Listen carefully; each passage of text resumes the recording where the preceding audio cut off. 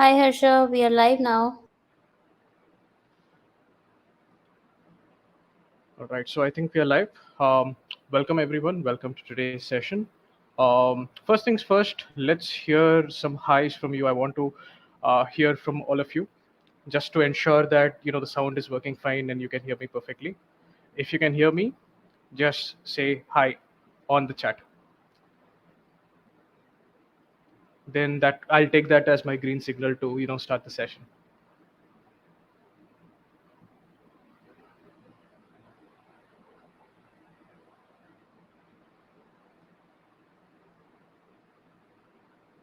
All right. So yes, I can see that some of you are here. All right. So first things first, welcome to today's session. Let me introduce myself. My name is Harsha. I'm one of the CR experts at eGMAT, and today's session is a very interesting session that I have planned for you. So Juhi, can we go to the presentation pane? Let's begin. All right. So yet again, very happy to see all of you. D Sarah 58, AB Gunjesh, welcome. Good morning, good afternoon, good evening, based on wherever you're signing up from. As again, let me introduce myself. My name is Harsha. I'm one of the verbal experts at eGMAT. I typically look at critical reasoning. I also look at reading comprehension. If any of you is from the eGMAT universe, then you probably know me from the forum responses. But otherwise, very happy to be here. Let me also thank GMAT Club at this point. We love to do these sessions with you guys. So I hope you derive a lot of value from this. Now, today's session is called What Not to Do on GMAT Critical Reasoning. In other words, I like to call this three common mistakes that students typically make in critical reasoning. So let's get right into it. We're going to understand what we're going to do today. That's the first step. Today's session, the objectives are very clear. We need to, the first thing I'm going to give you is a little bit of knowledge, a little bit of theory. You want to know what are these three common mistakes that typically are made by students as far as critical reasoning is concerned. And you'll see this across different levels, whether you are stuck with easy questions, whether you're just learning, or whether you're breaking your head over hard and difficult questions. You will be sometimes, at least, you will be making these mistakes. So the first objective of the day is to figure out what are these three common mistakes, what exactly they are. But then, just if you know the mistakes, that's not good enough. You need to know how to identify these mistakes as and when you make them. Now, the reason I've not written if you make them and instead I've written when you make them is most of us are not yet CR gods. It does take some time to reach perfection. So once in a while, we will all make mistakes. The key is to not get flustered by mistakes, but to learn from them. So learn to identify mistakes as and when you make them. Okay. Once you're able to identify these errors, to check whether you're faltering at any of these 3 points, which are the common problem areas for students, then we're going to discuss how do you learn from each and every mistake. The actual error that a lot of students do when they're preparing for critical reasoning is they just rush through questions too fast and they just try to solve 1,000 questions. But real mastery in critical reasoning does not come from solving 1,000 questions. No, real mastery in CR comes from solving, let's say, 200 questions, but being very brutal in your analysis of those 200 questions. It's about what you can learn from those 200 questions rather than just blindly solving 1,000 questions like a mule. Okay. So the core aspect is how I want to learn from each question. So I want, through the session, I want to demonstrate to you how I analyze CR questions, how I spend time analyzing CR questions, and figure out what I can extract in terms of learnings. All right. So the section is structured in a very interesting way. Initially, there's a little bit of theory, like 5 minutes of theory. I just want to cover, make sure that all of us are on the same page as far as the terms that I use are concerned. Once the theory part is done, it's all practicals.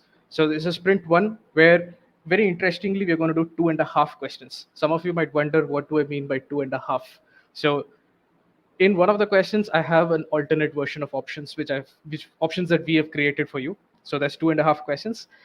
Once we're done with sprint one and done discussing sprint one, then we are going to do another 2 questions. So a quick note about the questions that you're going to see today. All of these questions are 700 level. All of these questions are definitely considered difficult by most students across the spectrum, irrespective of who you are. Most people will find these questions difficult. So we're going to have a lot of fun with these questions today. All right. So, D Sharaf, thanks a lot for that feedback on my RC sessions. I'm very happy to see that. And welcome. I hope the session is useful to you as well. All right. So, pay close attention to this little bit of theory that I'm going to present right now. All right.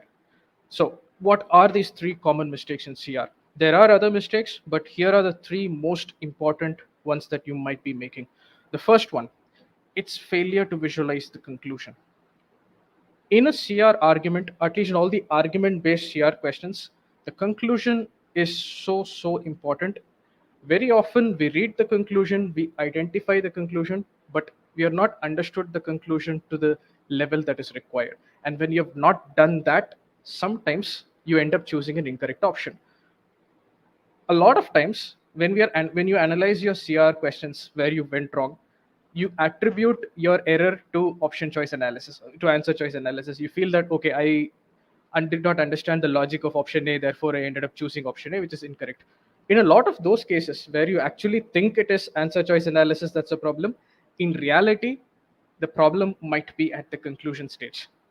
It's not that your option choice analysis was messed up. It's actually that there's something in the conclusion that you did not understand that created a ripple effect downstream. So we're going to see questions like that. All right. And when I say this visualized conclusion, yet again, I'm specifically talking about these terms called visualization versus understanding. I'm going to demonstrate, I'm going to explain that with an example in a minute, but we'll come back to that. The second aspect that's very important, the second key error that I see happening is a failure to understand the logic. CR questions are pure tests of logic. And if you do not understand the underlying logic being communicated in the sentences, sometimes you can go wrong just because of that. You understood the conclusion, but something in the logic was not clear. That ended up messing up your option choice analysis when you went downstream. Now, if you are able to do well in 1 and 2, fundamentally, I would say that you have understood the universe of the problem. A typical CR argument, there are two fundamental pillars. The first is the conclusion. The second is the logic. Logic means on what basis is the conclusion being made. If you have understood 1 and 2, that means your core pillars is that you understand the universe of the problem. You could still be faltering in answer choice analysis, because answer choice analysis is also equally important. You do all the hard work in 1 and 2, you can still mess up in point 3. So this is another aspect that we'll see. The last question that we're going to solve today is a classic example of how option choices can be really tricky if you're not careful. All right. So I hope this is clear. Now, I really want you to take, if there's one point that I want you to take away from this session by the time we are done today, it's this. As I said, improvement in CR, getting to that 740 plus kind of level as far as CR is concerned, it's not about solving a lot of questions. It's about learning from each and every question that you solve. So you have to, every question that you solve, even if it's only 50 questions that you solve, make sure that you really analyze it deeply. So just to give you a ballpark figure, when I analyze a CR question, that analysis, earlier it used to take anywhere between 30 to 45 minutes. Even now, any question that I'm actually sitting and analyzing, it definitely takes between 20 to 30 minutes, understanding all the aspects of the problem.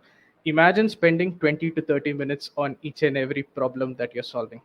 If you're able to do that, the way you're understanding the neurons get connected in your brain, it's magic. All right. So I talk so much about visualizing. I let me make sure that it's kind of clear to you what I mean by visualization, because it's kind of important. All right. So there is a difference between reading a piece of text, understanding a piece of text, and visualizing a piece of text. What do I mean? Let us look at this very simple example. Let's say in your CR passage or your CR argument, you see this one sentence which says X is taller than Y. Now, if you're just reading X is taller than Y, there's no guarantee that you've even understood it. Mechanical reading, your brain is not active. You just read X is taller than Y, but you had no idea what you actually read. So that's what I call as mechanical reading. You're not even understood the meaning being communicated. Then comes actually understanding what is being said. At this point, when you read X is taller than Y, you understood what it meant. It means that X has a greater height than Y. You understood that. Perfect. This till here is good if you're going to solve easy and medium questions, but as the questions get more difficult, you need a little something else. And that something is called visualization. Visualization is that next extreme level of understanding where it's not just that you've understood something, you've understood it so well that you can practically explain it in your own words, in your own way, without even having to look at the sentence. So, of course, I've given you a very simple example here. In an example like this, it's fairly obvious how to do that. But as the sentences get more complex, as logic becomes more complex, do you have the ability to explain it in your own way? So, simple example of explaining this sentence in my own way would be, putting numbers to it. Maybe x has a height of 150 and y has a height of 100. Let's go back here. X has a height of 150 or y has a height of 100. That's a simple way of using a numerical example to properly visualize. When you're doing this, it gets stuck in your brain. The information is stuck in your brain. While you're analyzing the option choices, you do not forget it. I'm going to show to you that a lot of times when you make a mistake in the options, it ties back to us not being able to connect back to the conclusion and seeing how is it relevant to the conclusion. All right. So another way of visualization, for example, is visual. I could just draw a graph like this, which says x is taller than y, and this is x and this is y. So remember this, when I say visualization, it means you can practically express it in your own way without even having to refer. All right. This is all the theory that I have for today. Now we're going to solve problems. If you're interested in the sessions that we do consider registering for the CR free session that's there this Saturday. A lot of the elements that we discussed today, you'll actually see happening. You'll actually see live in the session that we do. Rajat will be taking that session. It is one of our flagship sessions where we break down the entire process of pre-thinking to solve assumption questions. Though the session is oriented towards assumption questions, the pre-thinking approach, as you'll see in today's session, is something that we employ across a multitude of question types. So this session can be really helpful for those of you who are starting out on CR and need a little bit of a structured approach to crack CR questions. Second, we also have a session on algebra. Now, algebra is a pain point for a lot of us. Even for me, when I was studying, algebra was my one of my least favorite math. I actually love math. I like probability number theory, but algebra is one of those places where, nobody really enjoys it as much. At least I didn't. So this session is tailored towards inequalities and absolute value.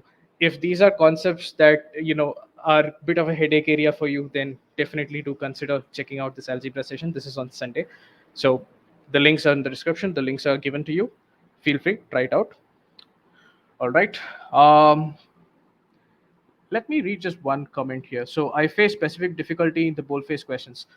We are, I'm happy to tell you that we are going to discuss a boldface session today. That's great.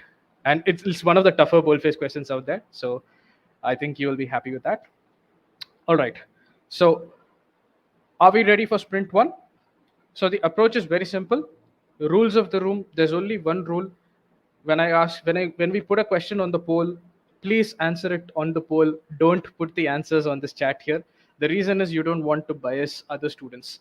Your colleagues also want to solve the questions and they don't want to be biased looking at your answer choices. They may be correct, they may be wrong. So that's the only thing I would request from you. Otherwise, let's have fun. All right. So here's the first question. This question is called Fair Trade Coffee. The link will be put up. I'll give you around 2.5 minutes for this, and let's discuss after this.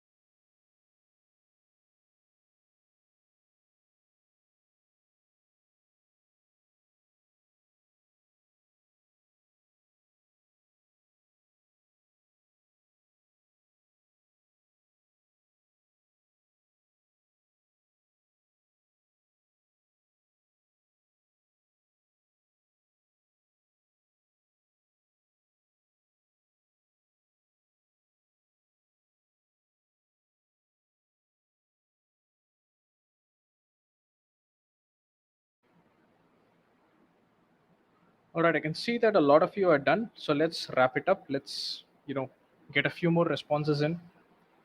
Let's take another 10, 15 seconds and then let's move on. All right.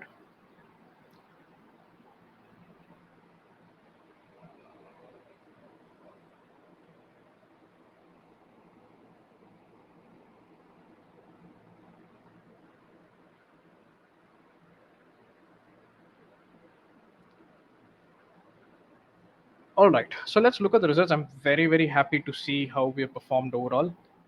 We have around 15 responses here. That's pretty good. All right. A lot of us got the correct answer, and it's very, very encouraging to see this. So option B was chosen by 11 of you, and it's actually the correct answer, which is very, very happy to see. So, congrats. It's not actually an easy question. It's easy if you apply the right processes, if you ask me. A couple of you chose option A, then options B and D were also chosen by quite a few of you. So, pretty good results. Let's hear some feedback. How was this question? What did you observe?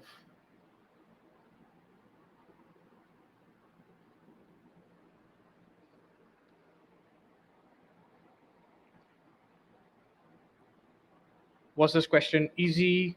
Of course, it's the first question, so we are kind of warming up, of course. But how did you find this question? I got this, but it was hard. All right, that's interesting.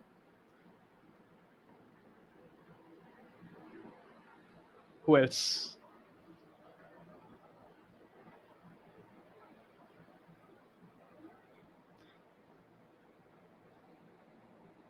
So this is definitely one of those deceptively. It looks like an easy question. It is fairly. It's not too difficult, honestly.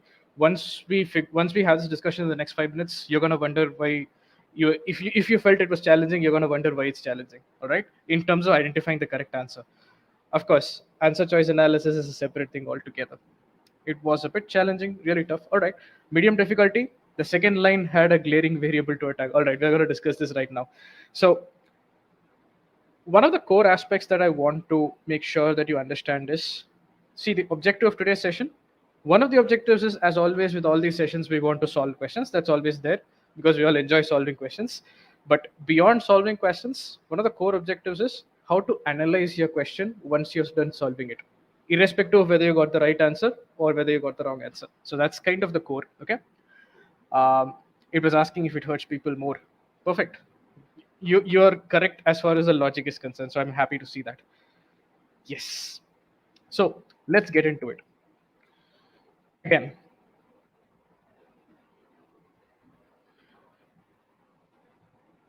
yes. So now let's go to the next question. Shall we move to the question called diets food? Can we introduce the poll? We're gonna discuss this together. All right. So again, take another 2.5 minutes to solve this question, and then let's discuss this. All right.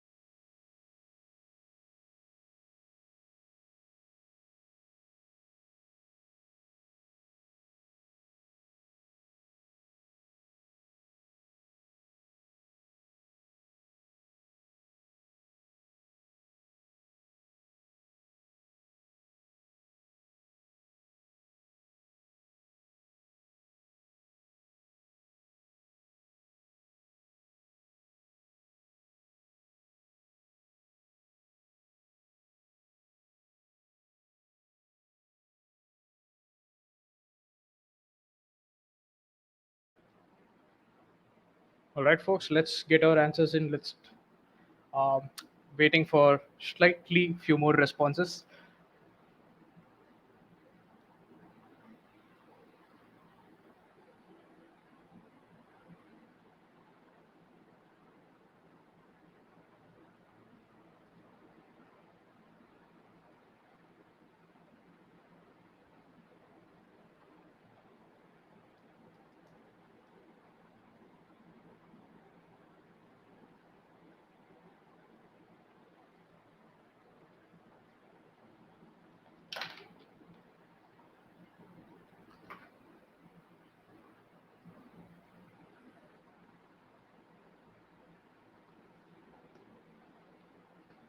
All right, folks, let's take another 5 seconds and then let's start discussing this.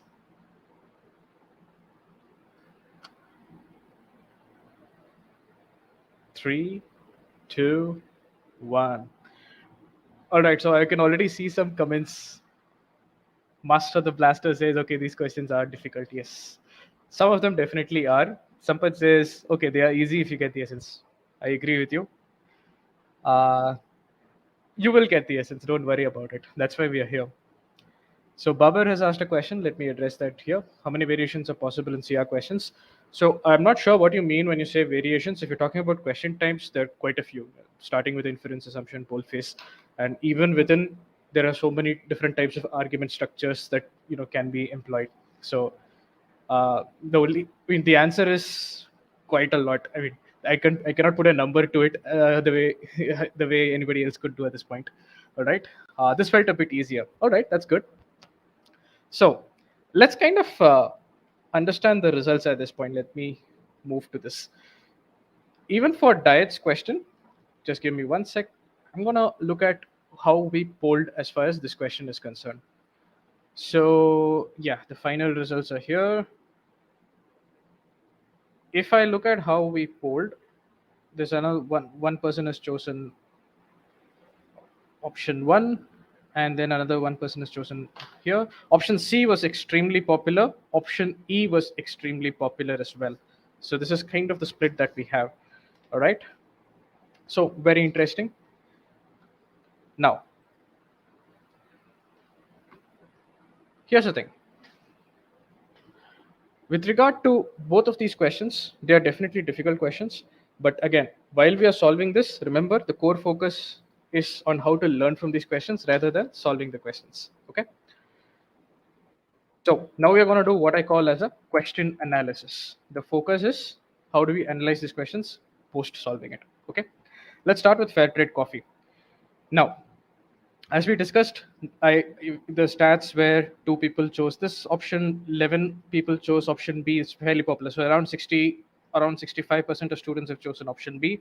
C was not chosen at all. B and D were also fairly popular. Now, let's start discussing this particular option.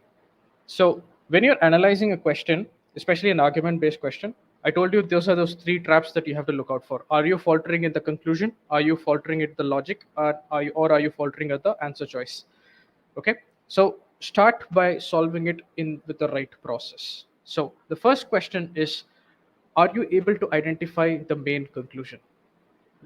Everything else is downstream. If you're not able to identify the main conclusion, everything downstream is going to get messed up. So here's the first question for you. What is the actual main conclusion in this argument? What is the conclusion that is being made by the author? So can we have the poll for that question here? It should fair trade coffee main conclusion. Let's put the poll here. Answer in the poll so that you don't bias other people's responses. What exactly is the conclusion of this argument? Yes.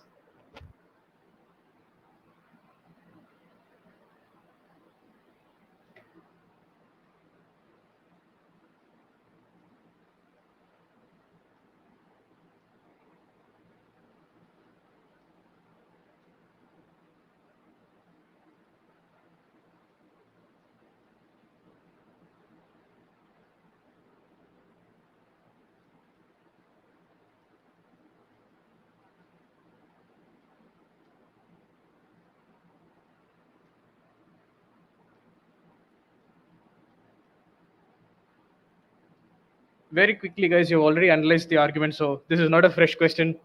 Just quickly answer the question so that we can move to the next further questions as well. All right. All right. So let me look at the responses that I have so far. So six of you tell me that the correct conclusion is this one. That is statement number two. One person says it's statement three, and another four people say statement four. So in this small batch of around 25, 27 people who are watching the stream, who are solving this question actively, I can already see that five of us at least have not identified the correct conclusion. The correct answer is point two, statement two. Statement two is the actual main conclusion. So understand that if you are not able to identify the main conclusion, everything downstream can go for a toss. You're already gambling with your CR if you don't get this step right. So simply put, why is statement two the main conclusion? To identify if a statement is a main conclusion, you need to ask the question, what is that singular point that the author is trying to make you believe? You are the reader, you're reading this particular argument. What is a singular point that he or she wants you to believe? Every other statement is eventually geared or oriented towards making you believe in that one statement. Here, in this case, if you look at statement 2 says, hey, this particular practice, what is this practice? The practice of paying extra for fair trade coffee, it's going to hurt more farmers in developing nations than it helps. So the author is making a claim here. Now, here's a question. I mean, here's the actual point. Everything else is geared towards supporting this. If you look at what follows, the underlying logic is very clear. Why does the author say that this particular practice is going to hurt more farmers than it helps? Because because of this fair trade coffee, because of fair trade coffee demand having an higher price, the average price is higher. Because that average price is higher, it encourages more coffee production. This essentially means that there is more supply is outstripping demand. Eventually, because of this, the price for non-fair trade coffee is actually getting low, it's actually getting lowered, and thus the profit for non-fair trade coffee is going down. And because this particular group, that is the non-fair trade coffee farmers, are getting impacted negatively, the author is able to make the claim that it's going to hurt more farmers. 2 is the conclusion, 4 is used as support for that conclusion. For any of you who did not choose statement 2 as the main conclusion, is a little bit of clarity coming through. You have to ask the question, what is being justified with what? What is the core point that the author wants you to take away, and what is it being justified with? Here, for example, if you flip this, if you say that um, the price of fair trade, the price of non-fair trade coffee is getting lowered, and this is causing lower profit for non-fair trade coffee farmers, and it is and as a result, and because of this, this practice is hurting more farmers than in developing nations. That would make sense. The other way will not make sense for you.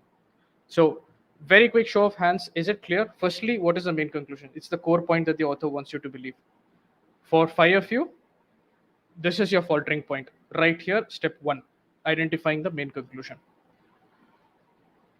Very quick show of hands, is this clear? Just to ensure that yes, the Y test is applicable here. At eGMAT, we also call it the ABC test. You ask the question, is this statement because of this statement, or is it vice versa? Is 1 because of 2, or is 2 because of 1? Here, 1 is because of 2, so 1 is the main conclusion, right?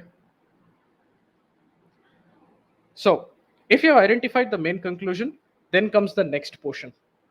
It's not just enough if you identify the conclusion. The next place where you can falter is, have you truly visualized the main conclusion? So this practice may hurt more farmers in developing nations than it helps.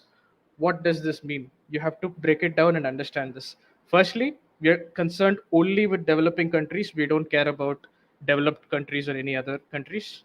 Number two, we are concerned only with farmers. We don't care about anybody else. The conclusion is specifically about developing countries. The conclusion is specifically about farmers. Notice the point. The conclusion is about farmers, not necessarily fair trade coffee farmers or non-fair trade coffee farmers, farmers overall. It's talking about farmers in total. That's another point that you have to understand when you read this conclusion. Third point, and this is the most important point, which you have to understand, there is a comparison that's happening here. The conclusion does not say that farmers will get hurt. That is kind of assumed, implicitly assumed here. The conclusion says more farmers will get hurt than they get helped. In other words, if I had to visualize this in simple and easy way, in simple and easy ways, let's say there are 100 farmers. Essentially, what statement 2, the conclusion is telling you is very simple. More farmers are going to get hurt than get helped by this. Or in other words, 70 farmers are going to get hurt, 30 farmers are going to get helped out of this 100. This aspect is very important to understand. Is there anybody here who missed out on understanding this comparative aspect of the conclusion? If that is so, you might have faltered in the downstream. Okay, so let's move on at this point. You've spent some time understanding and visualizing the conclusion. At this point, the conclusion is stuck in your head. The key is not to lose track of the conclusion when you go to your answer choice analysis, right? So let's move to the next step. Again, let's understand the logic of the argument very, very quickly. So paying extra for fair trade coffee, or in other words, just putting that logo called fair trade, it's intended to help poor farmers. Why? Because they receive a higher price for the fair trade coffee they grow. Now, for example, let's take simple numbers to visualize this. So this is something I like to do with as far as critical reasoning is concerned. So let's say that the cost of coffee production is $5. Okay, if it is regular coffee, it's being sold for $10, so a profit of $5 per unit of coffee, let's say. But the minute you put the fair trade logo on it, you can sell it for, let's say, $20, right? There, by putting the fair trade logo, you can get a higher price for the same coffee. That's statement one. Now, the conclusion is that this particular practice is going to hurt more farmers in developing nations than it helps. We already visualized this. Out of 100% of farmers, if 70% of farmers are getting hurt and 30% of farmers are getting benefited, then that's what it means. All right. Now let's come to the next point. By raising average prices for coffee. So this is the core logic. So how is it hurting more farmers than it's helping? That's what the author is explaining now. By raising average prices for coffee. So what happens when some coffee is sold for $10 and some coffee is sold for $20? The net effect is the average price is increased, right? It could be 15, it could be 13 or 14, whatever it is. So the net average price of coffee gets increased. This increase in net average price, what does it result in? It results in, it encourages more coffee to be produced in this place, in this particular country. In essence, what happens is supply starts outstripping demand. Supply becomes significantly more than demand. What does this do? Economics works as magic. As supply becomes more than demand, we are given that this is lowering the prices for non-fair trade coffee. Some of you might have a very interesting doubt here. Is it also increasing the lowering the price for fair trade coffee? The argument doesn't go there, but if you had to understand it, I would say no, because essentially fair trade logo is just a logo. By putting this logo, you're able to sell it at a higher price, irrespective of the market fluctuation at some level. But the argument does not go there. What you're 100% sure of, what is being told is this lowers the prices for non-fair trade coffee. Or in other words, earlier I could, if I was a non-fair trade coffee farmer, earlier I could sell my coffee at $10. Now I'm going to have to sell it at $6. What does that mean? Instead of getting $5 profit, now I'm getting $1 profit. This is what is meant by lowering of profit for the non-fair trade coffee farmers. So if you really understand the logic of the argument, the author's core point is that, hey, the FTC farmer, the fair trade coffee farmer, that dude is okay, right? He gets to put that logo and he gets to sell it at a higher price. But because he's selling at a higher price, the average price, it goes up, supply outstrips demand. This lowers the price for the non-fair trade coffee farmer. This person who used to sell at $10 now is being forced to sell at $6, lowering his profit.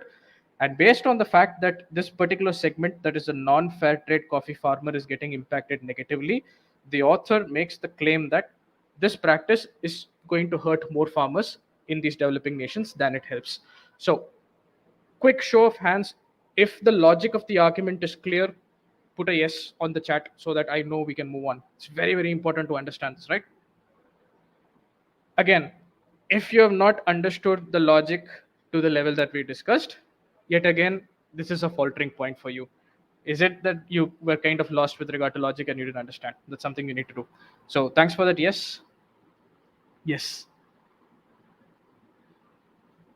Let me answer that question. What makes a CR question more difficult? Convoluted wording, more assumptions. Convoluted wording is something that can make an assumption that can make a question complex. More assumptions, it's not really one of the things that makes it complex per se. I would say it's only a 5% factor. Convoluted wording, deep logic. Sometimes the logic at play is actually deep. We're going to see questions like that as well. Um, AB says, I still don't understand how this hurts other farmers. I just took it as a given because of how the passage is constructed. So there are two types of farmers here. FTC farmer, who's indulging in fair trade coffee, who's selling fair trade coffee by putting that logo, and non-FTC farmer.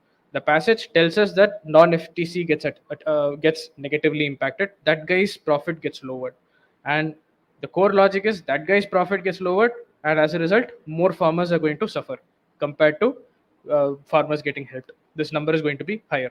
Okay. FTC farmer, we are not technically given that he's immune to this price, but because it's fundamentally a fair trade logo that is dictating the price, that can be understood. I hope that is clear. Now, I've just summarized the logic of the argument here. So essentially, fair trade coffee charges higher price, average price goes up, supply outstrips demand. The non-fair trade coffee person is forced to lower his price, lesser profit for this person. That's causing all the problems. And because of this, the author claims that extra pay for FT coffee will hurt more farmers than it helps in developing countries. Now, 60% of us got 65% of us got this answer correct. So I'm pretty sure you understand what's happening at this point. So think about it. The logic of the argument is simply that, hey, there is this group that is getting impacted negatively. That is non-fair trade coffee farmers. Based on the fact that there is this one segment that is being impacted negatively, the author is jumping to the conclusion that it's going to hurt more farmers than it helps. Now, if you are an eGMAT student, you're familiar with how the pre-thinking approach. But fundamentally, what we do is we frame what's called a falsification question. In simple words, in what situation does your conclusion break down? It's as simple as that. So my conclusion is that extra pay for fair trade coffee, it's going to hurt more farmers than it helps in developing countries. In what situation? So if I had to break down that conclusion, I have to ask the question, in what scenario will this extra pay for the practice of paying extra for fair trade coffee, in what situation is it not going to hurt more farmers than it helps? If you ask this question, it eventually boils down to one thing, right? In this case, the correct answer boils down to one thing. How many number of fair trade farmers are there versus how many number of non-fair trade farmers are there? Very simple, right? If, for example, if in a developing country, let's say there are 100 farmers, if the proportion of non-fair trade farmers is lower, what happens? Non-fair trade farmers, let's say, is 30, fair trade farmers is 70. Then it reduces your belief in the conclusion, right? Then your conclusion actually breaks down. Why? Because these guys are not facing the problem. It's only these guys that are facing the problem. Non-fair trade coffee farmers are facing the problem, but that number is actually smaller. So can you still make the claim that more farmers will get hurt? That's the question you have to ask. So this is a situation where the conclusion breaks down. So end of the day, if you have to evaluate the statement, or in other words, if you have to evaluate the conclusion, test the validity of the conclusion, what all you need to find out is this particular metric: proportion of non-FTC and FTC farmers. Very simple. If this proportion, let's say if 70% are non-FTC, then it increases your belief in the conclusion. 70% of farmers are these farmers who will get negatively impacted. On the other hand, if 70% On the other hand, if 70% of the total farmers in this particular place is actually FTC farmers, then it actually reduces your belief in the conclusion because these guys are not getting negatively impacted. The entire logic breaks down. So I hope this is clear. Now let's move to option choice analysis. So yet again, when you come to option choice analysis, the objective here is again not to analyze this per se. It's about how do you analyze this post your solving of the question. So option B is of course the correct answer, chosen by around 65% of you. 11 of you chose this. Now here's the point. Can you see why option B is right? Given the pre-thinking that we did, given the understanding that we had, for the 6 or 7 of you who chose all the other options, is it clear why option B is the correct answer? If you do the variance test for option B, think about it. What proportion of coffee farmers in developing nations produce free trade? If this proportion is 30%, then it moves your conclusion one way. It moves the belief in your conclusion one way. If 30% of the farmers produce fair trade coffee, it increases your belief in the conclusion because 70% produce non fair trade coffee. It really, really reduces your belief in the conclusion because this chunk is higher. On the other hand, if it's the other way, if FTC farmers form 70% of the total, meaning 30% is non fair trade coffee, then it reduces your belief in the conclusion because the author's logic is predicated on this one group, right? Okay. So far so good. Any doubts on why option B is right, option B is not right? I mean, option B is definitely the correct answer. I hope for those of you, for the six of you who did not choose option B, it's clear now why option B is the right answer. Now, here's the point. Here's what I need you to do when you're doing this analysis. Don't just solve the question again. That's not the point. Ask the question. If you rejected this particular option, why did you reject that option? On the other hand, if you selected this, don't be happy just because you selected the option. Make sure you selected it for the right reasons. Now, for example, if you selected this just by process of elimination, that means there's still something you have not understood in terms of logic. You have to go back and see if you understood the conclusion or logic. You could have also rejected this option thinking that, hey, proportion is not mentioned anywhere in the passage, right?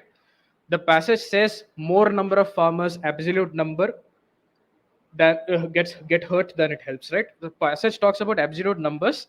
Option B mentions proportion. So some of you might have rejected it because of proportion versus absolute.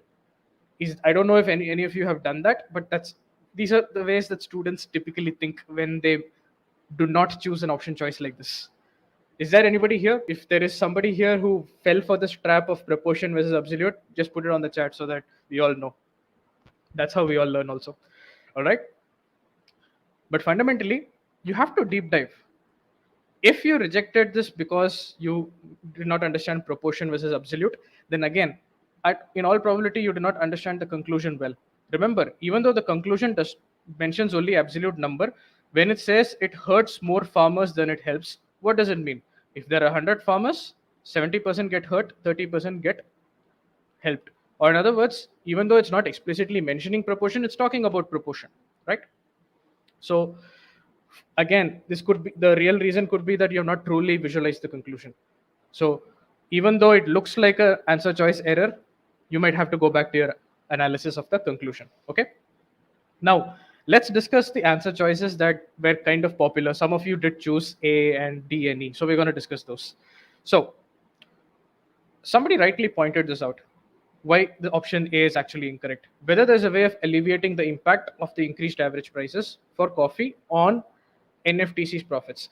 Now, here's the problem with this particular option. If you chose this option, for me, in all probability, yet again, you have faltered at visualizing the conclusion. You did not remember the conclusion when you're analyzing option choices. What does the conclusion actually tell you? The practice of extra pay for fair trade coffee, this particular practice of paying extra for fair trade coffee after putting that logo, it's going to hurt more farmers than it helps in developing countries. So far, so good. See, this is essentially telling you that this practice, as it stands currently, that you're paying extra for fair trade coffee, it is going to hurt more farmers. Whether there is a way to mitigate that impact, nobody cares. Maybe there is, maybe there it is, maybe there is not. irrespective of whether it is possible to alleviate that impact, whether it is possible to reduce the impact or completely take out that impact, does not matter. As of now, as the system is currently, is it hurting more people? Yes or no? That's what you need to evaluate, right? That's what this entire thing is about. So, any questions? Anybody had this particular problem with option A? Please put it on the chat board so that I can help you with that as well. So think about it. That's one way to reject option A, but the logic actually goes deeper.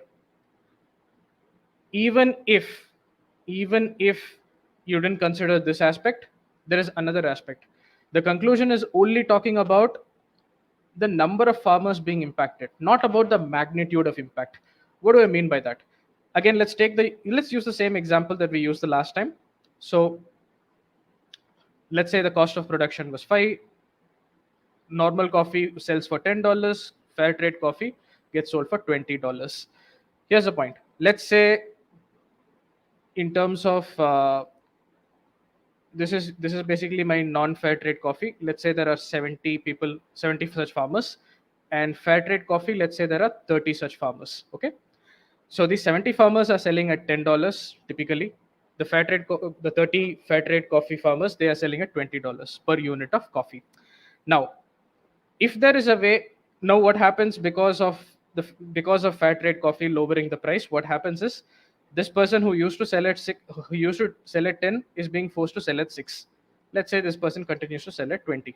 Okay, the problem is, now the person's profit is lowered. We have understood that. Now look at option A. Maybe there is a way to alleviate the impact. What do you mean by alleviate? Alleviate means to lessen the impact, to kind of reduce the impact. Maybe there is a way to reduce the impact. For all you know, the government will be happy to step in and protect these non-fair trade coffee owners also. So the government maybe will, provide some kind of subsidy specifically for these farmers to ensure that instead of 6, it's sold at 8. Essentially, earlier the reduced profit was 1. Now the reduced profit is 3. So some kind of a relief is being provided to the non-fair trade coffee. But here's the thing: even though the magnitude of impact is being alleviated somehow, it's being lessened somehow, the number of farmers being impacted is still 70. More farmers are still being impacted.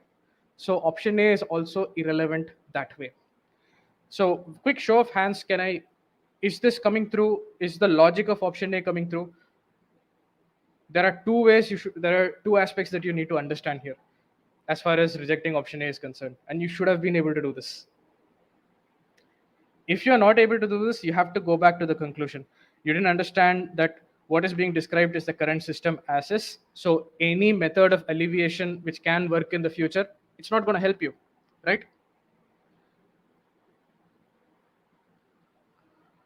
Let's wait for some of you.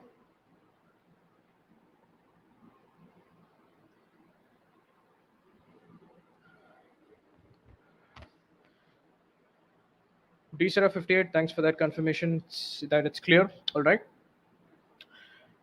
A lot of you, a lot of us typically do choose option A. I hope the logic is clear. But more importantly, if you're faltering here, then I would say that there's a high chance that you have not really understood the conclusion, and you're not able to keep the conclusion in mind when you are evaluating your answer choices. So that's a core learning for you. Now, again, the core lesson here is, when we talked about correct answer choice, I said if you are selecting a correct answer choice, you need to ensure that you're selecting it for the correct reason. If you're rejecting a correct answer choice, the process step that you need to follow is, you need to ensure that if you rejected it, you need to understand why. Now, if you chose an incorrect option choice, this is what you need to do. Understand, if you selected an incorrect answer choice, why. If you rejected this, even if you rejected the incorrect answer choice, make sure that you're rejecting it for the right reasons, because each and every option choice is an opportunity to learn. Okay, perfect. Selected because it gives VV very much weight. You know what that means. Is there a better way of putting it? The A assumes the conclusion to be real. You are correct. That's kind of what I'm trying to say. It's not assuming that the conclusion is real. but it's going beyond the conclusion. The conclusion is about what is happening now. At some level, option A says that, okay, this is the conclusion, this is happening, how do we alleviate it? So I get your point, you're correct there, T-Sera 58. Okay. Sentence and session and sentence correction coming up. We do this pretty frequently. It's coming up pretty soon. All right. Perfect. Now let's move to the other options. So C was not chosen. I'm happy to see that. D and E were also chosen. Whether consumers, let's look at D. Whether consumers should pay extra for fair trade coffee if doing so lowers profit. Again, if you're choosing an answer choice like this, again, you're losing track of the conclusion. Nobody cares what the consumers should be doing or should not be doing. Maybe they should pay extra, maybe they should not be paying extra. Nobody cares. End of the day, as of now, consumers are paying extra, and as a result, there are these things that are happening. The question is, with the current system where consumers are paying extra, is it hurting more farmers than it is helping? That's the only point that matters. If you lose track of the conclusion, it's very easy to choose option D also. Option E is again very interesting. The pattern here is something that we're going to see again in the very next question. How fair trade coffee farmers in developing nations could be helped without lowering profits.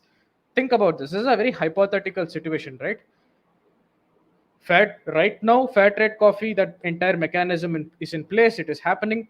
Do we really care about some other method that could be used? Your conclusion is, hey, fair trade coffee, this particular program is running, this particular practice is running, is it hurting more people than it is helping? Your conclusion is only about that, your argument is concerned with that. Does it matter if there are other ways that can help, that could have done the same job without lowering profits? Nobody cares, right? I hope the logic is clear.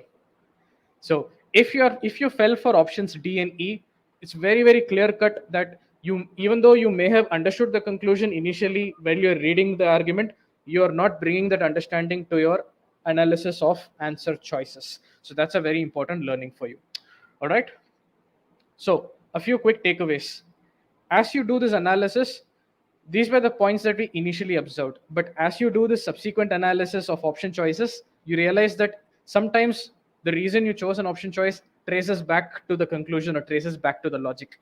So we learned a few other things when we were doing this analysis. The conclusion is specifically about how this practice is right now, the way it is. Whether there are any possible actions that can alleviate it, can make it better, not relevant to the question of whether this thing is hurting it as it is right now. Another aspect, it's about the number of farmers, it's not about the magnitude of impact. So these are points that we may not have visualized initially, but these are learnings that we take away from our analysis of the question. Okay.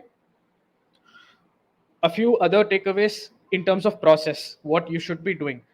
Every time you solve a CR question, when you're doing your analysis later, first follow this process, go step by step. Did you identify the conclusion? All right. If you identified the conclusion, were you able to visualize the conclusion? Perfect. Did you actually understand the correct logic, or did you understand a different logic? And in option choice analysis, you always ask these questions. If it's a correct choice, if you reject it, why? If you selected it, was it for the right reason? When you're analyzing an incorrect option choice, if you selected it, why? Even if you rejected an incorrect answer choice, don't just skip that answer choice in your analysis. Go through it again, figure out if you rejected it for the right reason or was it some other reason. If you do all this, you will start gaining a lot of knowledge as you start analyzing questions. 20 to 30 minutes or 35 minutes per question, you're building a knowledge base that will serve you till the test. Okay. So some specific learnings as well. Proportion versus absolute numbers, if any of you fell for that trap in option A, the comparison and conclusion, you need to keep your eyes peeled for comparisons. So these are all the specific micro learnings that you take out from your analysis, that hey, if I fail to understand that it's about more farmers, the conclusion is not about whether farmers will get hurt, the conclusion is about whether more farmers will get hurt as compared to those getting helped. You have to keep your eyes peeled for comparison. That's a learning. In fact, this is a theme that we see in RC also. For any of you who have been to our RC sessions, you would know that we kind of focus on this as well. If you're one of those people who are not spending time visualizing the conclusion, that's a specific feedback for you from your analysis. And sometimes the learnings are very specific. It's like, okay, I do not know the specific word that is alleviate. That's a particular learning opportunity. Now you know. It means lesson. It does not mean completely avoid. All right. So then you also think at abstract levels in terms of, okay, the conclusion is about what is happening right now. A hypothetical situation of how it could have been done, nobody cares. It doesn't really serve the purpose of evaluation. Okay. So let's look at this question. Always notice an alternate plan. Uh, so an alternate plan is usually a trap. That's what I'm also trying to say here. But again, case by case, each and every question has a different logic of its own. So none of these are hard-bound rules. These are all learnings that you keep in your mind. So basically, you're building a radar for these aspects. Another question you touched upon correlation, causality, and coincidence in the RC session. Of course, can you demonstrate the use of these three in CR, as I believe they would be equally important? I can. It's a little out of the scope of today's discussion. If you mail us at support.com, I'll give you examples of that also. All right. But simply put, coincidence. I'll just give you a very quick example because it's always a very good question. Let's say there are two events A and B. Coincidence, A and B are happening at the same time. You have no idea if there's a link, right? That is coincidence. Correlation, A and B are linked somehow, but we are not sure what kind of relationship it is. It could be any relation. The relationship could be a causality also. All you know is there is some connection between A and B. That is what we call as correlation. Causality is very, very clear cut. It's one causes the other. A causes B or B causes A. So very good question. I just explained it very quickly theoretically because we still have more questions to cover. Right to support, I can give you more examples if necessary. All right. So now I'm going to give you another question. So, like I said, we're doing 2.5 questions in the sprint, right? So, try this question. The question is the same, the argument is the same. The only difference is in the answer choices. So, make sure that this should not take you anything more than a minute, honestly. If everything that we have discussed is clear, I expect to see a lot of you get the correct answer now. All the best.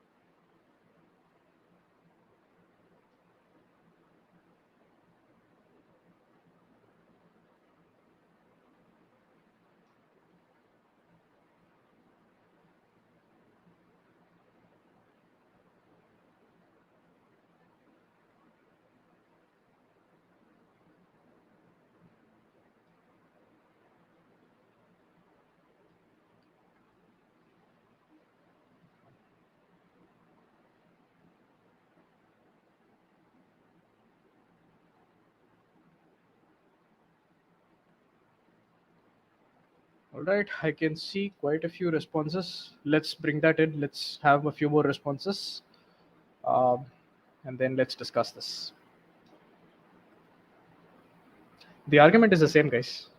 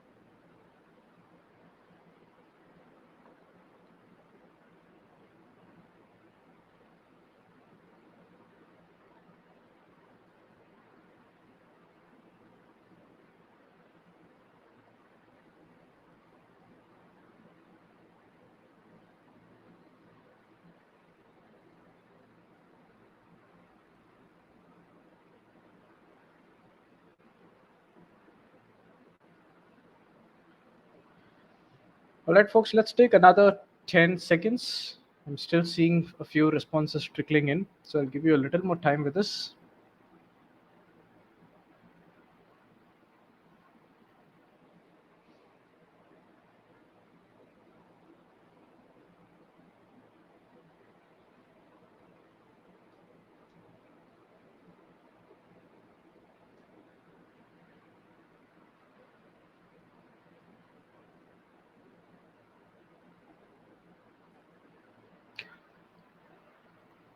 All right, so let's kind of start discussing this. It's very interesting responses. So, not easy again. These are also difficult option choices. So, this is an OG question, but we created some option choices, you know, just as a from a teaching perspective, we thought some option choices are very interesting to cover. So, some of you, there are quite a few of you, around 30% of you have chosen option A, another 20% have chosen option B, and another around 30 or 35, 40% have chosen none of the above. This is what I see roughly at this point of time. So it's a bit of a mixed bag. I see results from all across.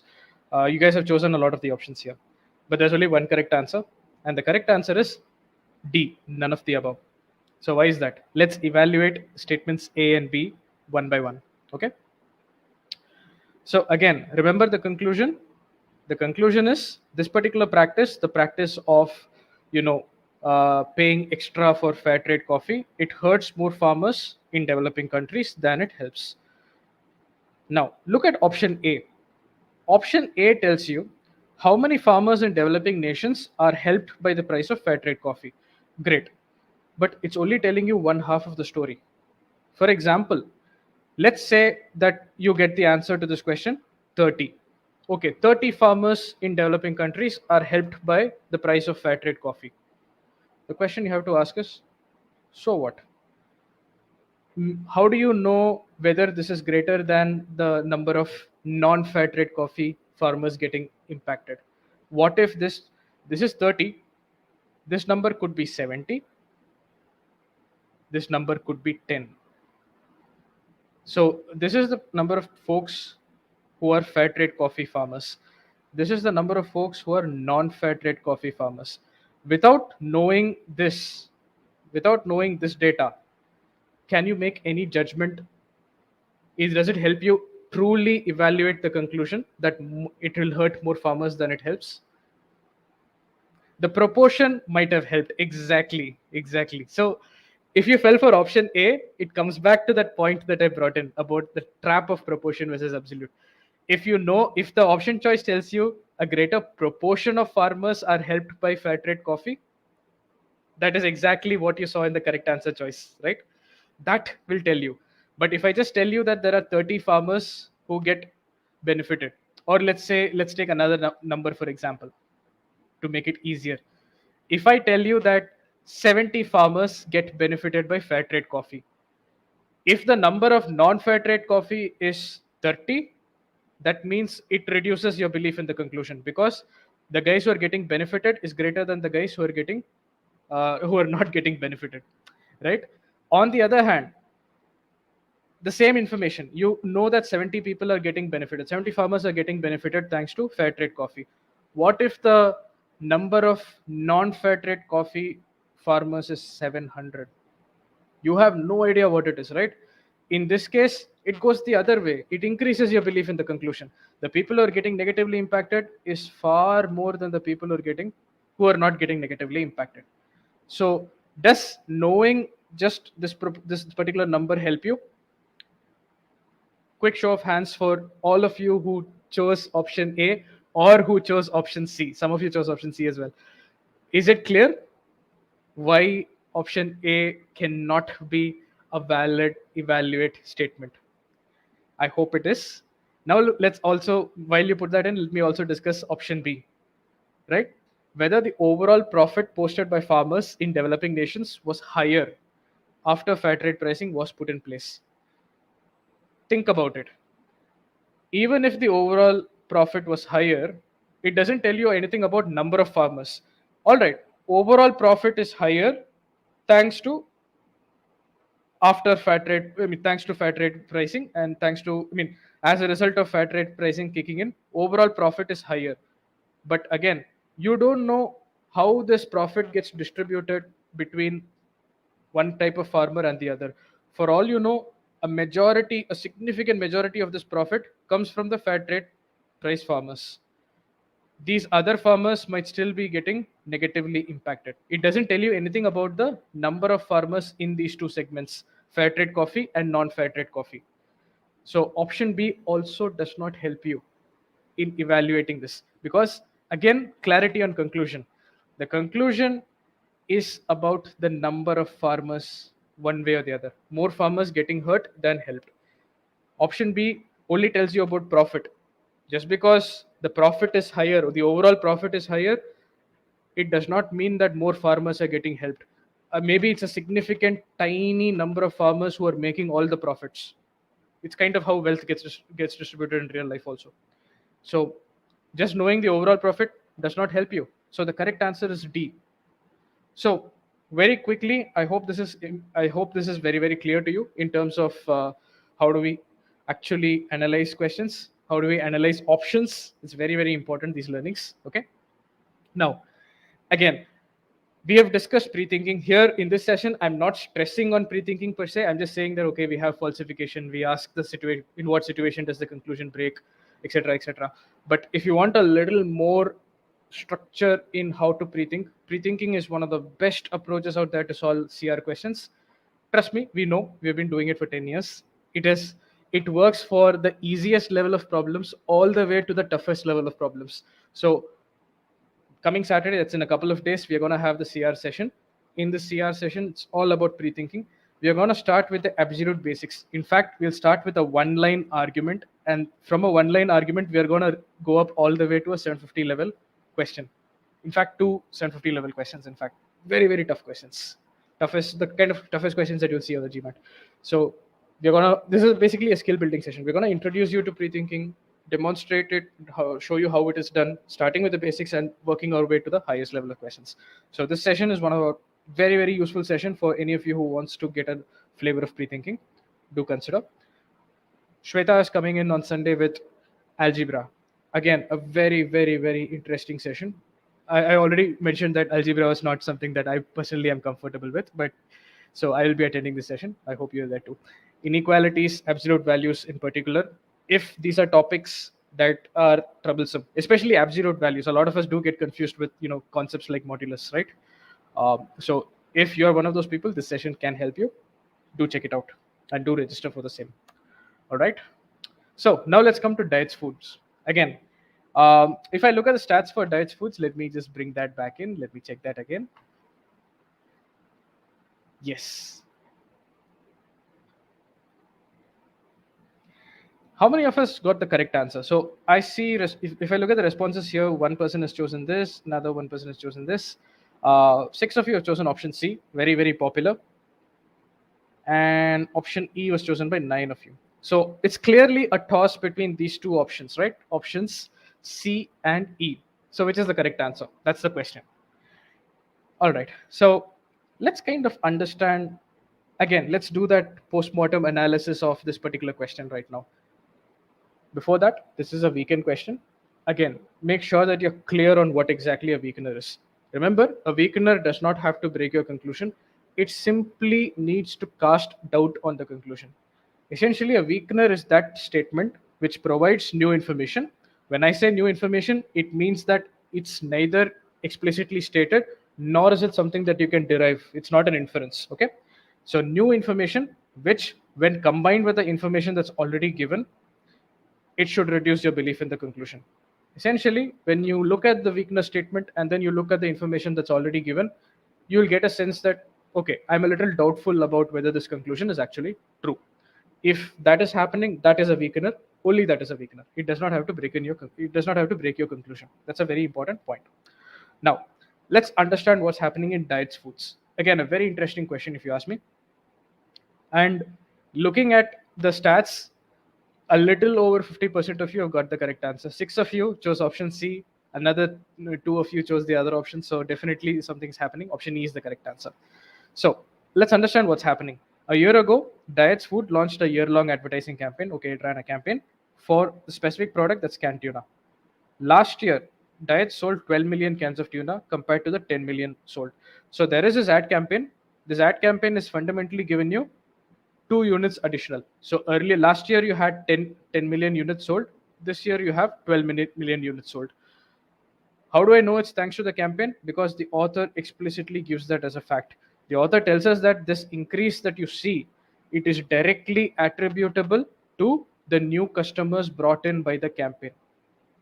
So whether the campaign succeeded in bringing new customers, whether the campaign succeeded in improving the revenue, that is not up for debate. It is assumed to be understood. It's understood to be true. Okay. But there are other problems. Let's understand that. So all right, so it did increase. You had this incremental 2 million revenue that came in thanks to the ad campaign, but profits from the additional sales were substantially less than the cost of the advertising campaign. Now for example, again, use example numbers. It makes life very much easier. So what does it say? You Let's say this cost around 1.9 million. So what is the profit here? The cost of the campaign was 1.9 million. The additional revenue thanks to the campaign was 2 million. So what is the profit that you actually got from the campaign? 0.1 million. This fundamentally is the author's point. The author is trying to say that, hey, all right, I don't deny that, you got some profit, you got some sales, you got 2 million additional sales thanks to the campaign. But given the high cost that I've incurred, given the cost that I've incurred in running this campaign, the profit just doesn't make sense. The profit is so much smaller than the cost that I've incurred in running this campaign, so it does not make economic sense. So based on this, the conclusion that the author is deriving is this particular ad campaign did nothing to further Diet's economic interests. So again, focus on visualizing the conclusion. When you say economic interests, it's a very broad and vague term. It's not necessarily sales or it's not necessarily profit. It could be anything money related. Maybe it's getting you market share for all you know. It's somehow this ad campaign had it absolutely zero for Diet's economic interests. So it maybe sales, maybe some whatever it is. It did not help in any way. That's the conclusion. So I hope the conclusion is clear. The logic is the other piece that you have to make sure you understand. This is a question where I don't think any of you would have had too much difficulty in understanding the conclusion. But typically, what we see is some of you may not understand the core logic at play. So that's why. Remember, it's not about the overall profit or overall revenue. It's about the campaign revenue, the revenue brought in by the campaign, that's 2 million versus the cost of the campaign, and therefore the profit generated specifically from related to the campaign. If you're not talking about overall profit of Diet's canned tuna, irrespective of the campaign, specifically what did the campaign bring in? You have to have that specificity in your thought process. Okay.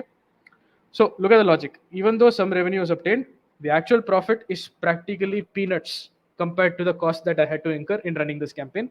Therefore, it does not make any financial sense. Economically, it's a failure. This is what the author is trying to say. So I hope you're clear so far. As far as understanding the conclusion and logic are concerned. Now, again, how do you arrive at weakness? This is the pre-thinking portion. So you ask the question, what new information will help us believe less in the conclusion? So to answer that question, again, you identify those specific conditions where your conclusion breaks down, because those will weaken your belief in the conclusion, right? So you would have been able to get most of this. Let me discuss this all the same. Remember, the conclusion is about overall economic interest. It could be sales, it could be revenue, whatever it is. But think about the situation. What if the only reason the canned tuna got even 2 million revenue is because of the campaign? In other words, what if in reality, if not for this campaign, you would not have got even 2 million. You would have gone into loss. Last year they sold 10 million. This year, if not for the campaign, you might have sold 6 million only. It's only thanks to that campaign that they were able to sell 12 million. In such a case, can the author claim that the campaign did not help Diet's economic interest? Absolutely not. It has actually helped. It is actually it is actually propping up the canned tuna segment, I would say. Without the campaign, this particular product would have been doomed this year. So that's one condition. The other condition is, Again, this is where you have to think about the logical gaps. What is it that the author has not told you about? If you think about it, what if you got repeat customers? What if you acquired some customers thanks to this campaign who will in future give you repeat sales? Thanks to this campaign and only thanks to this campaign, let's say you acquired 100 new customers. These 100 customers love the product. They will eat tuna for the rest of their life from Diets Food. Next year, next to next year, they're going to keep buying Diets Tuna. It's as simple as that. In that case, can you still call this a failure economically? No. It's brought you customers who are going to give you future repeat sales. It is giving you economic benefit.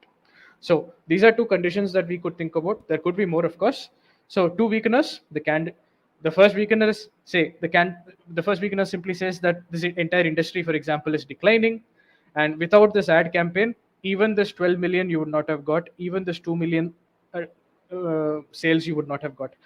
You might have run into loss for all you know. The second one, repeat customers for tuna. Okay.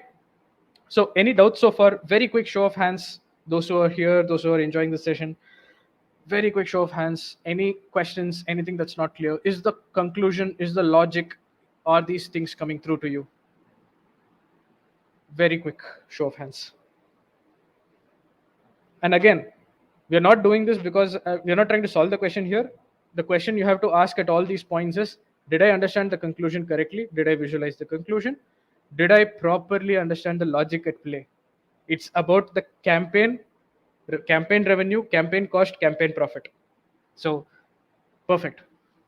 Economic interests are taken as a proxy for profits typically, but you don't know that. Maybe here, even if it improves sales, maybe it's considered good, right?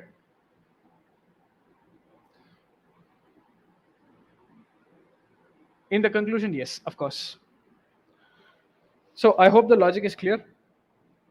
Mathe, I'm not sure what's not clear. If you could put that out, I could help you. Or, Kanupriya is also here online. She will also help you with that. All right.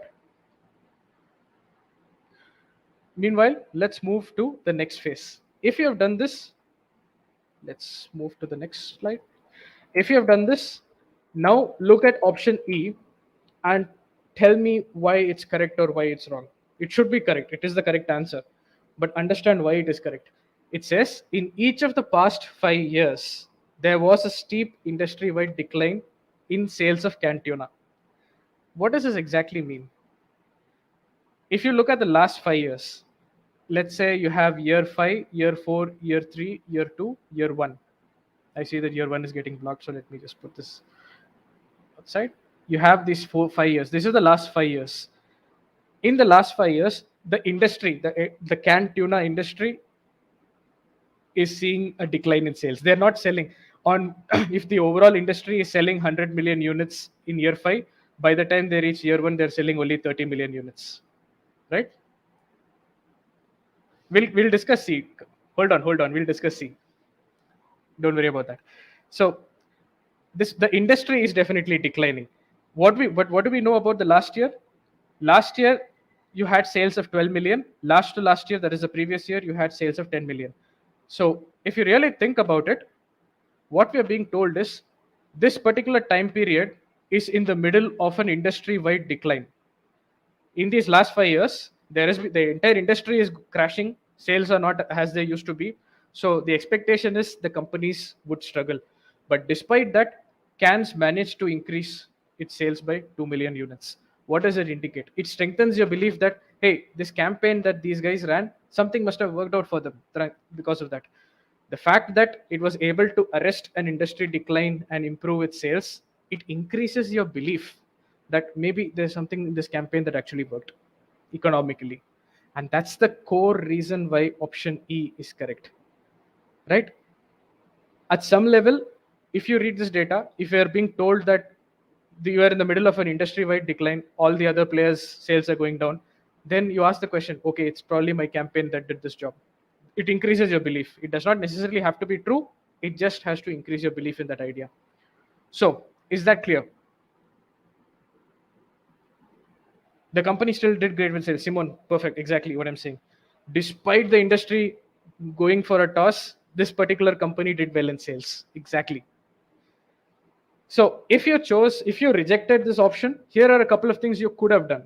Again, if you have not understood the conclusion, if you do not understand the logic, you don't even come here. But if you understood all that and you still went wrong, it's possible that you rejected it for these kinds of reasons, right? What happened in the you looked at this word last 5 years and you thought, what, why does it matter what happened in the last 5 years? We're talking about then and now.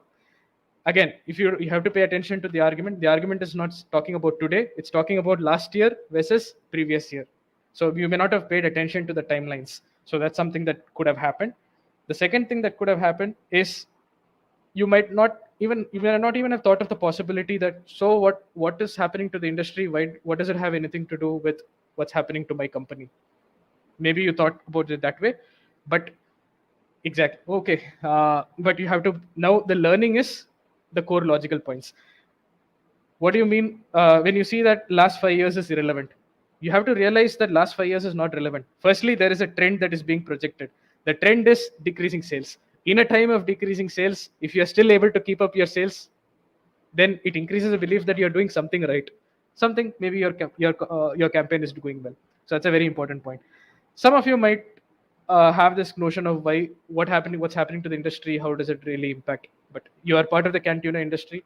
If an overall demand for automobiles is coming down, then even a Tesla might suffer. If people prefer bikes over cars, the car industry is going down, Tesla is also going to suffer. So the industry does have an impact, right? So DCR 58, I'm happy you got a little bit of clarity on that. Now let's look at those option choices that would confuse you. Most of you did not choose option A. I'm happy to see that. So I'm going to give you the slides. You can kind of go through it and understand why A is not the correct answer. I'm going to move to option C, given that it was the most popular incorrect option choice by far. And it's a very interesting option. Again, option C employs the exact same pattern that you saw in option E of the previous question. So this is what I mean when I say you have to keep your eye open for patterns also. So let's look at option C. Option C says a less expensive advertising campaign would have brought in significantly fewer new customers to Diets Cantuna than did the campaign Diets Foods launched last year. What does this mean? Essentially, it's telling you, hey, there you could have gone for this other campaign that was much better. But do we care about that? Do we really care about that? We don't, right? End of the day, this particular campaign has been executed, and all we care about is how did this campaign do. The conclusion is that this particular campaign was not an economic success. It was practically an economic failure. It did not do anything in terms of furthering the company's economic interest. Your only concern in this argument is this particular argument. Whether you could have gone for a different, slightly less expensive campaign, nobody cares. This is exactly what we saw, the same pattern we saw in the option E of the last question. Do we care if there are other methods of lowering profits? I mean, other methods of helping fair trade coffee or non-fair trade coffee without lowering profits? All those alternate methods, nobody cares, because your conclusion is not about those methods. Your conclusion is about that particular fair trade program that has been executed. So, I hope this is clear. Option C, if you chose this, you definitely faltered in understanding the conclusion. And when I say understanding the conclusion, I actually mean visualizing the conclusion. I remember the distinction I made. When you're reading the argument, you might have understood it, but if you've visualized it, it's stuck in your head. You take that understanding with you when you're analyzing option choices. You're making mistakes like this only because you're losing track of the conclusion. You kind of forget what the conclusion is. You don't figure out that it's actually not relevant to your conclusion. It's not really relevant. And these things you only understand when you're doing option choice analysis at this way. Okay, so I hope this was helpful. Option D was barely chosen. I'm not going to discuss that. I'm going to give you all the slides. Don't worry about that. Okay. So yet again, the process that we followed. Go through the process of go through the journey when you're analyzing these questions later, when you're doing this analysis of questions to figure out where you faltered. Go through the sequence of solving the question. Did you falter in the conclusion? No? Great. Did you falter in the logic? No, I understood the logic perfectly. Great. Then go to option choice analysis. And again, ask those important questions. It's only by asking these questions and drilling deep that you'll actually get insights. So here, for example, you would have observed a pattern with this question and the last question, that hey, is there a better plan? Is there a better way of doing it? Nobody cares. Keep track of that, right? So just a quick reminder, any of you, the pre-thinking session is coming up. It's going to be really, really good. Make sure that you register if you really need help with pre-thinking, specifically with regard to critical reasoning. Critical reasoning, most of the questions, if you're able to do pre-thinking, very, very easy. So even for the fair trade coffee question, just because we did that pre-thinking, you understood the conclusion, it was so easy to arrive at that proportion factor, that aspect of proportion. Otherwise, without that pre-thinking, if you just jump directly to options, you can still solve it, but sometimes it's not that easy. Pre-thinking gives you a very, very unbiased way of looking at the analyzing the universe of the problem without the bias of answer choices. So that's kind of why we do it. This session can really help you with that. All right, make sure that you definitely try out the algebra session as well. If any of you need help in math, definitely it can help you. So, Saraf, I think your answer is your query is being answered there. So I'll move on. So now it's time for sprint two. Yet again, just two questions. And given that we have spent so much time discussing the sprint one, these two questions, we will be able to run through a little faster with this. The core learnings are the same. Okay. So all the best for these questions. You can take it again around 2.5 to 3 minutes. These are also slightly difficult questions. So let's see what kind of accuracy we get. All right. So as promised, the first question is a bold-faced question. All the best.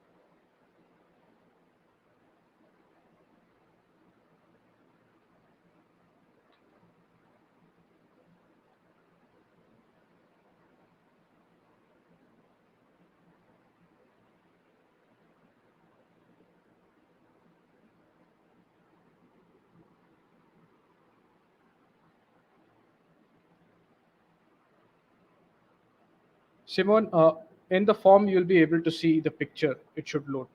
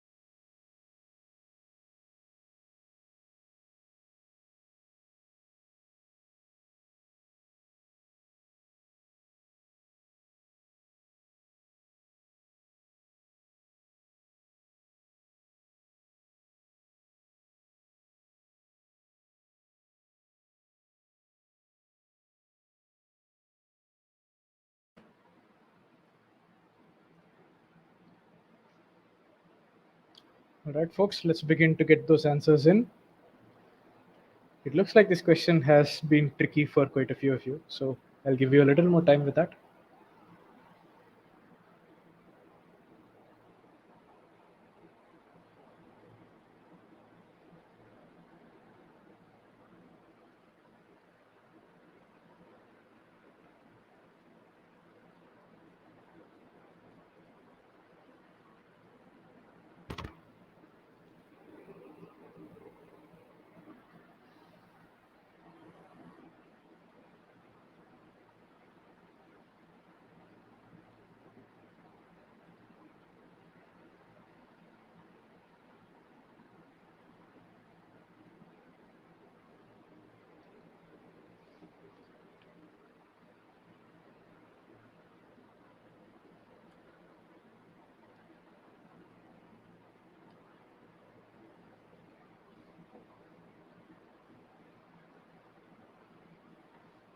All right, everyone, let's do a last 15 seconds and then let's start discussing this very interesting question.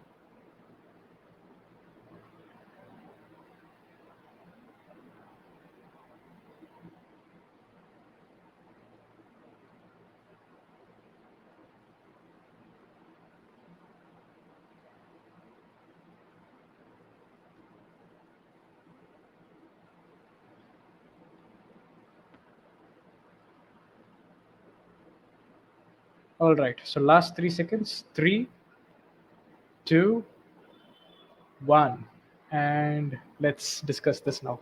All right, so very quickly, how is this question?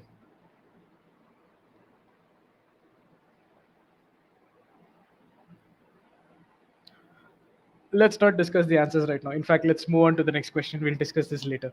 So go on. Here's the next question on the screen.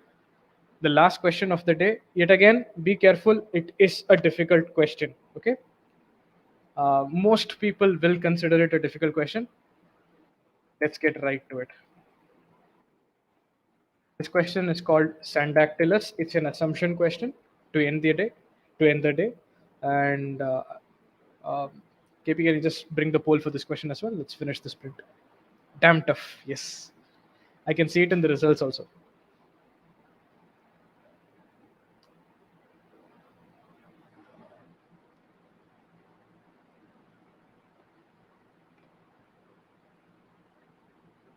Just one sec. I can see that the poll is not there yet.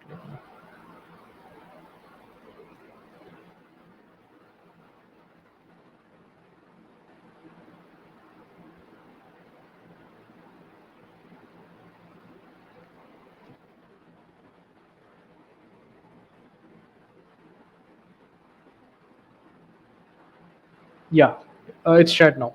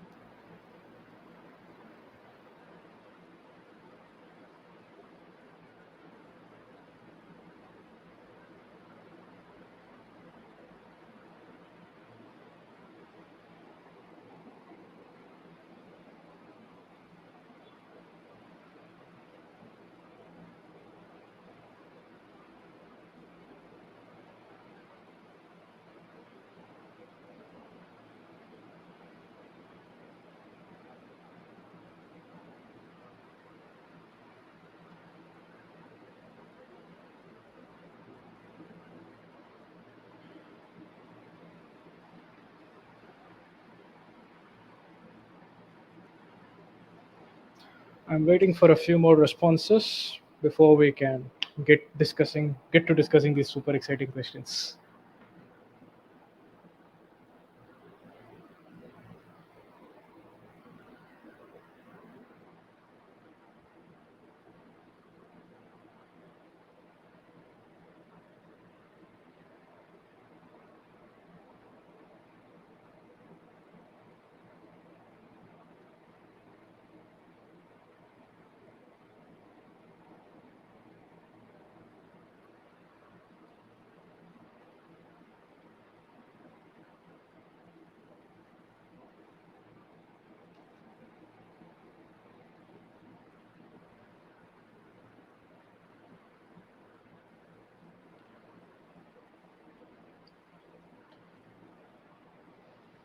All right, so let's take another 15 odd seconds and then let's start discussing this. You can see that most of you are done.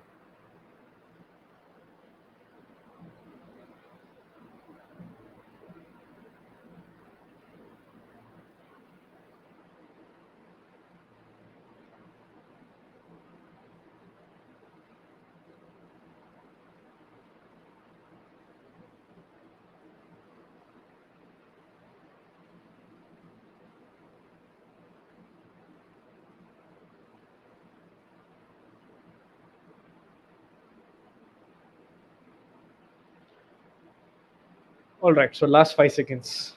Take your best shot. This is the last question of the day. Three, two, one, and let's start discussing this. All right, so I'm sure these questions were not easy for most of you, at least. For some of you, it probably is easy, but for most of you, at least, it's definitely not easy, right? So tell me how it was on the chat pod on the chat. Meanwhile, let's start discussing this. Okay. Yet again, question analysis, but this time, given that in sprint one, I've detailed out the process, you know what to do. I'm going to explain the logic. You have to ask yourself the question, hey, did I figure this out? This was the conclusion. Did I understand it properly? This was the logic. Did I understand it properly? This particular option choice that we're discussing, was this the actual thing that I also thought about, or did I go off on a complete tangent? So when you ask yourself those questions, that's where you'll get your answers from as far as what you need to do. Okay. So let's talk about Newton and Leibniz. And I know boldface is a tricky topic for a lot of you, but honestly, boldface, once you reach a particular level of mastery, boldface is one of the easiest question types. It's I mean, people show off expressions of surprise when I say that, but I actually mean it. If you master boldface, it's one of the easiest sections out there. All right, was done between A and E. I understand. I know why. I know what is the trick point that is being tested in those options. We're going to discuss that. The assumption was easier than the boldface. Not many people will say that for that question, but anyway, let's discuss. All right. So, as always with boldface questions, you need to be able to understand the argument structure and argument logic. So, boldface tests you on your ability to understand the conclusion, your ability to understand the logic a little more than a lot of other questions, because the question type is essentially structural in nature. So, let's start. Newton developed mathematical concepts and techniques that are fundamental to modern calculus. This is, of course, a fact. Newton developed, Leibniz developed closely analogous concepts and techniques. Essentially, Newton came up with calculus, Leibniz also came up with something very similar, calculus. Both of these are factual statements. Now, let's move on. It has traditionally been thought that these discoveries were independent. This is obviously not a fact. This is, in fact, a belief. There is this traditional belief somewhere that Newton and Leibniz discovered calculus independently. It's as simple as that. That's a belief, not necessarily the author's belief. Is just a traditional belief. You don't know if the author agrees with that at this point. Researchers have, however, recently discovered notes of Leibniz's that discuss one of Newton's books on mathematics. So they identified some note written by Leibniz. This note contains a discussion of one of Newton's books on mathematics. So Newton wrote some book. This is Newton's book. This Some aspects of this book at least are being discussed in this particular note of Leibniz. So what does it implicate? It implicates that maybe Leibniz got the idea of calculus from Newton. That is what the author is trying to insinuate. That's what you should be able to understand at this point. Okay. So the second statement is of course a fact, right? It's a fact that it's something that's been discovered. You don't dispute that. It's an factual. Something that's been found. Something that's been discovered. It's a finding, non-disputable fact. Now let's come to the interesting part. Several scholars have argued that since the book includes a presentation of Newton's concepts and techniques, so this portion is definitely a fact. The book includes This particular book includes a presentation of Newton's calculus concepts and techniques. Perfect. What book are we talking about? Not Leibniz's note. Remember, the book we are talking about is Newton's book. Newton's book includes a presentation of his own concepts of calculus and techniques, the ones that he developed. And since, so this is a point one and this is a point two, since these notes were written before Leibniz's own development of calculus concepts and techniques, both of these are facts, factual statements. I think so far it should be clear. Therefore, based on these two facts, based on point one and two, there is this conclusion here that it is virtually certain that the traditional view is false. The traditional view is that Newton and Leibniz developed calculus independently. So here, these scholars are saying that this traditional view is false. You cannot say that Newton and Leibniz discovered calculus independently. It seems like it seems like Leibniz might have got these ideas from Newton. That seems to be the logic here. So this is obviously a claim. It's an opinion. It's a claim. Then comes another claim. A more cautious conclusion than this is called for, however. So you can see that this claim is in contrast to this. The word however is critical. So there is this opinion that the traditional view is false, but now somebody else comes in and says a more cautious conclusion than this is called for, right? This is also an opinion. The final boldface is definitely a fact. It just states something about Leibniz's notes. Leibniz's notes are limited to early sections of Newton's book. Yes, Leibniz's note does contain something about Newton's book, but those sections that are being referenced, they are all pre-calculus. They don't consider any of those. They don't have any of those portions where Newton actually talks about calculus. That's And therefore you cannot just say that the tradition, the traditional view is false. That's what the author is trying to say. This is of course a fact. Now, quick question, and KP, let's have the poll. Which statement is actually the main conclusion here? For a lot of you, this may have been the problem. Which statement is the actual main conclusion? Let's put that poll here. You'll see that poll which says main conclusion. Yeah. Very quick response, guys.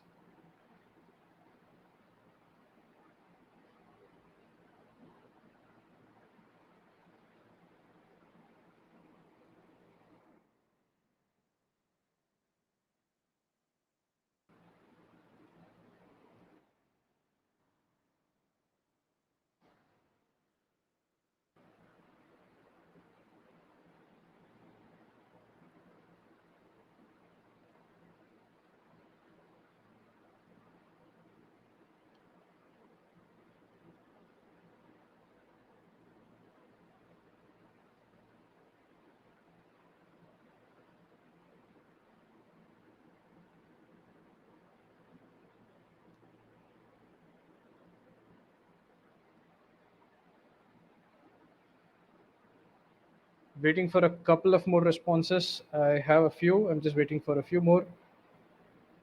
Given that you spent time on the argument, this should not take too much time. As per you, what is the main conclusion? There's only one correct answer, of course.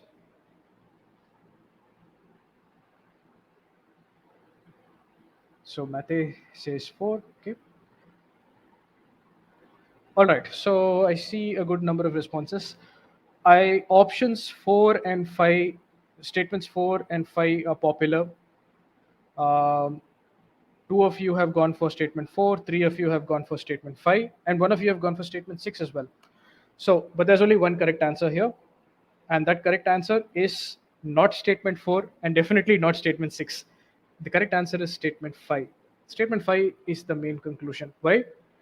For those of you who thought that statement 4 is the main conclusion, who writes the main conclusion? The argument is written by the author.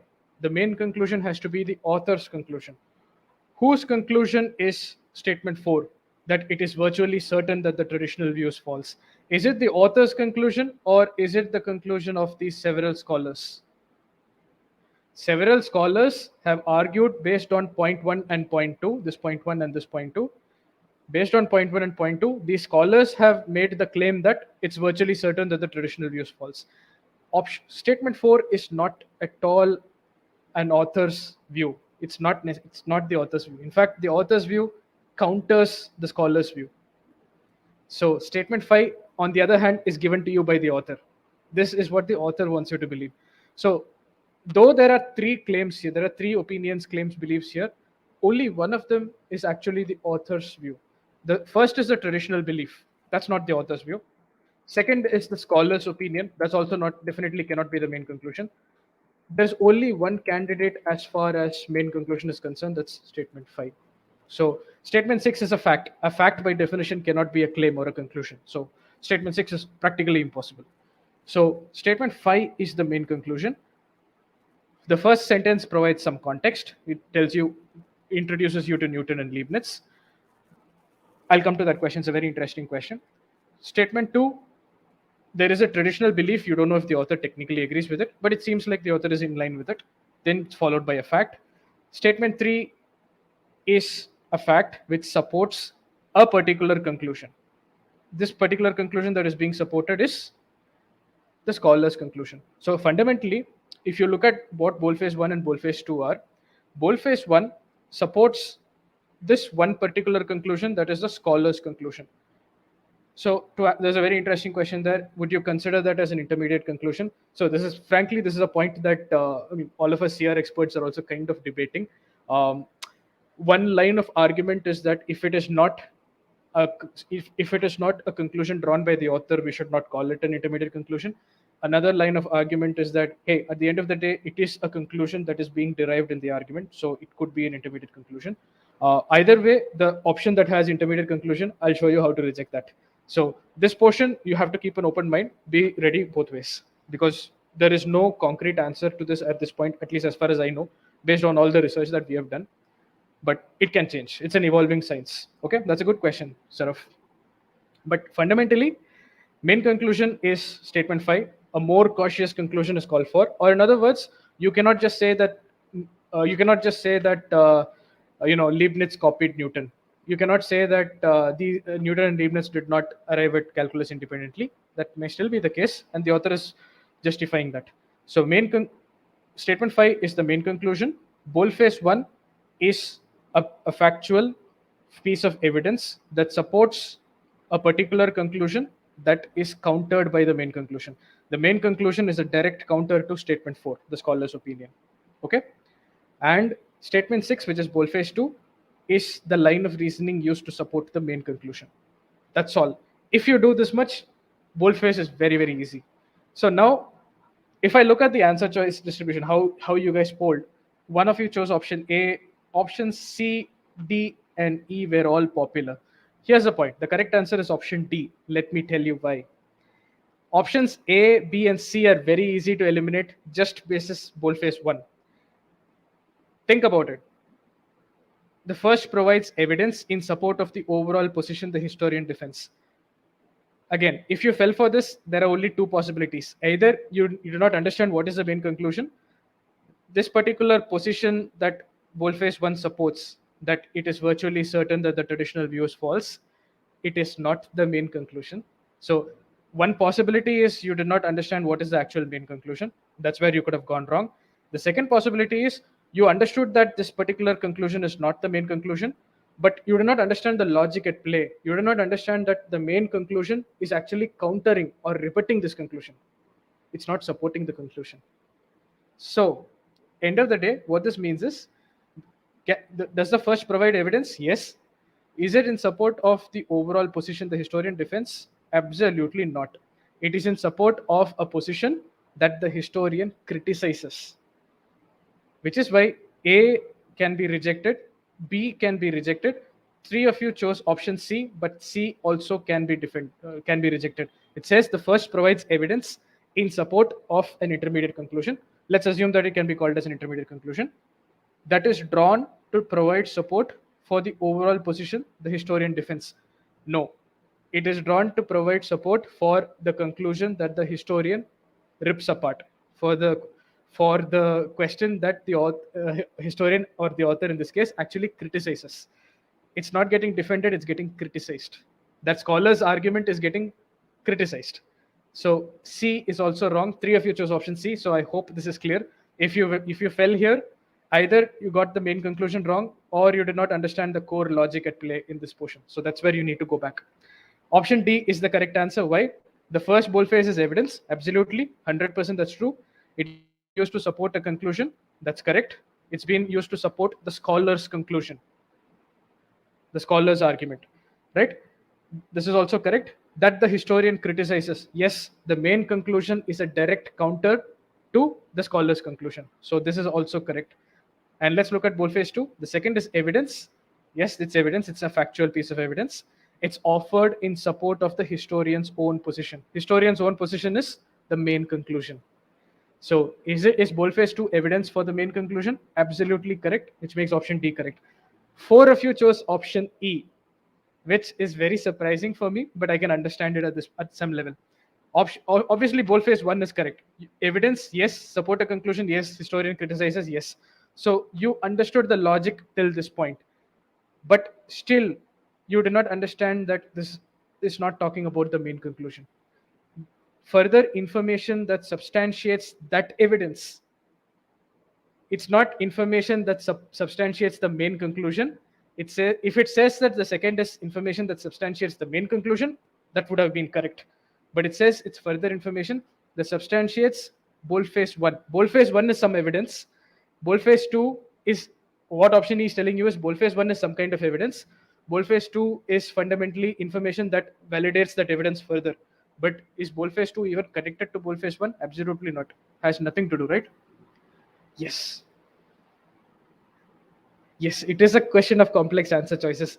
So here, for those of you who chose option E, you kind of understood the logic here. So for those of you who chose option C, either you did not understand the conclusion, what is the main conclusion, or you did not understand the logic, so you didn't realize the direction that one is the scholar's conclusion is being countered. For those of you who chose option E, on the other hand, you understood the argument and logic perfectly well. It's about option choice analysis. You faltered in your analysis of option E, and that's the lesson that you take away with you. Understand what went wrong. You have to break this down and see what is that evidence referring to. It's talking about the evidence referred in boldface 1. What is the evidence referred in this boldface 1 statement? Boldface 1. Is boldface 2 substantiating boldface 1? Logically, no. Absolutely not. Right? So I hope this was helpful. Very quickly, I want to discuss the next question as well, that is syndactylus. All right. Now, syndactylus, let's see how you guys polled very quickly. This was a question that a lot of you again struggled with. Yes, 4, 3, and 3. So if I look at the stats for this particular question, very illustrative. 4 people chose this, 3 people chose this, and 3 people chose this. 10 of you who are there. All right. So what is the correct answer? By the way, it's not B, it's not E, it's A. And let me explain why you got this wrong. Firstly, this is a very good example of a question where the option choices are very, very tricky. The logic is actually fairly deep. Option B has a fairly deep logic associated with it. Option E has a very deep logic associated with it. Option A is written in a convoluted way, though it's conveying a simple idea, but the way it is written can be confusing. So this is a classic case where rather than the conclusion of the logic, even if you understood the conclusion and logic, there's a very, very good chance that you might have faltered in option choice analysis. Okay. So let's understand what's happening in syndactylus. So what do we know? Fundamentally, in bats, something has been observed. There is something that's related to bats. In bats, these keywords are very important. If you're not paying attention to these keywords, you're going to get a different meaning. In bats, there are these things called blood vessel networks. They exist only for one purpose. The only reason these blood vessel networks exist is to disperse heat. What kind of heat? The heat that gets generated by flying in flight. What generates this heat? The only thing the only reason this heat gets generated, the only cause behind this heat is the flapping of the wings. So fundamentally, in bats, there is this entire chain that's happening, logical chain. They have blood vessel networks. Only purpose is heat disposal. What kind of heat disposal? Disposal of heat generated in flight. How is this heat generated? Only by one mechanism, that is flapping of wings, nothing else. No other thing causes this heat generation. In other words, this is what you know about bats. Now, what the author is doing here is he's being very clever. He's taking what is applicable for bats and saying that, hey, the same logic should apply, the same parallel logic should apply to this other creature called Sandactylus. So, in Sandactylus, blood vessel network has been observed. Simple. The Sandactylus had the Sandactylus fossils that they excavated. The blood vessel networks are there. What the author is fundamentally assuming is, hey, in bats you have this entire chain. Sandactylus should also be the same story. So, given that you have blood vessel networks, it must be that they also flew by flapping their wings. This is the very simple argument at its core, if you truly understand it, right? So, what is the conclusion? Again, here is a point that I want you to take away as far as this conclusion is concerned. The conclusion is not that Sandactylus flies by flapping its wings. No, the conclusion is that this particular discovery of blood vessel network, it is proof that Sandactylus flies by flapping its wings. So the conclusion, I'm going to repeat that. The conclusion is not that Sandactylus flies by, let's say, wing flapping is W. The conclusion is not that Sandactylus flies by flapping its wings. The conclusion is that this particular piece of evidence, that is the blood vessel network that has been observed, this is evidence that Sandactylus flies by flapping its wings. Not the same. Pay close attention and don't miss out on this piece. This is how you should have visualized this particular conclusion. What is the logic? The logic is very straightforward. We've discussed it. In bats, you see this network that, hey, if blood vessel network is there, it's only for heat dispersal. That heat dispersal is only for the heat generated by flight. The heat generation flight only happens because of wing flapping. So in bats, you have this entire chain that exists. The author's assumption is the same thing applies to Sandactylus also. Therefore, I found out that Sandactylus has blood vessel network. Therefore, this is proof that they must be using wings to fly. That's the logic. Very quickly, yes or no, if you understood the logic, because everything else does not matter if you don't understand the conclusion and the logic. So, very quick show of hands from those who are here, so that I know that I need to move on. This aspect is very important.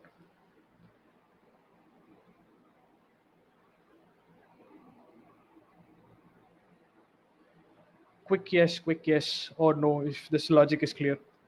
Essentially, it's parallel logic. Perfect. All right. Thanks for that. That's great. Okay, so if this is clear, now the question is, this is an assumption question. How do you break this conclusion? How do you arrive at an assumption? Simple process, very simple process. In what situation? Let's ask that falsification question. That's very important. Let's ask that falsification question. In what scenario can you not look at this discovery of the blood vessel network and say that it is evidence that Sandactylus used to fly by flapping its wings? When is this discovery not evidence for the idea, for the hypothesis that Sandactylus flew by flapping its wings? Simple. If you have to think about it, if you really want to break the conclusion, all you need to do is break these chains, right? Because the author assumes that the same mechanism that applies to bats also applies to Sandactylus. So if you can prove that the same mechanism does not apply, or something is different from what's happening with bats, there you go. That's your way to break the conclusion in simple logical terms. Now let's understand how to do it. So in very simple words, for example, here in bats, the only reason for the existence of blood vessel networks is to disperse heat. But what if in Sandactylus that's not the case? What if in Sandactylus blood vessel networks are there for a completely different singular purpose? They do not exist for heat disposal, they exist for some other reason entirely. In such a case, this breaks down. You cannot still say that blood vessel networks was there for the purpose of heat disposal. Therefore, you cannot say that wing flapping is happening. This chain gets broken. So, what if the blood vessel network has some other singular purpose, has nothing to do with heat dissipation? That's one way of breaking the conclusion. How else can you break the chain? It need not even have any other function. What if the blood vessel network is completely vestigial, or in other words, it serves no purpose at all? We are assuming that blood vessel network has this purpose of heat dispersal. But what if that's not true? What if it's a vestigial organ? It has no use or utility at all. Then again, the logic breaks down. So these are the first two cases that I've presented here. What if the blood vessel network serves a completely different singular purpose? What if it has actually no purpose? The third one, I can also break this chain. What if in Syndactylus there is no heat generation happening? Maybe they're flapping their wings, maybe not for flight, but maybe for flight, maybe not for flight. I don't care about that. But if flapping of wings is not leading to heat generation in Syndactylus, then can I still look at blood vessel network being present in Syndactylus and just straight away conclude that they must be flapping their wings? Yet again, you cannot say that. So, what if the wing flapping does not at all lead to heat generation? Then again, this entire chain breaks down. So, the corresponding assumptions, I came up with three when I was solving this. There could be more. You could also probably make breakages, introduce breakages at these points also. You can think about it, but I gave you three. So, assumptions: the blood vessel network does not serve some random, completely different purpose, which has nothing to do with blood vessel network, singular purpose. The blood vessel network in Syndactylus actually has some purpose, at least it's not existing without any purpose, because if it exists without any purpose, then again the logic breaks down. And last but not the least, we are assuming that the flapping of wings actually leads to heat generation. So very quickly, those who are here, please ensure that please let me know if you've understood the logic, because I am going through it a little quickly, but I think it's still pretty clear. All right. So, with that, now understand why option A is the correct answer.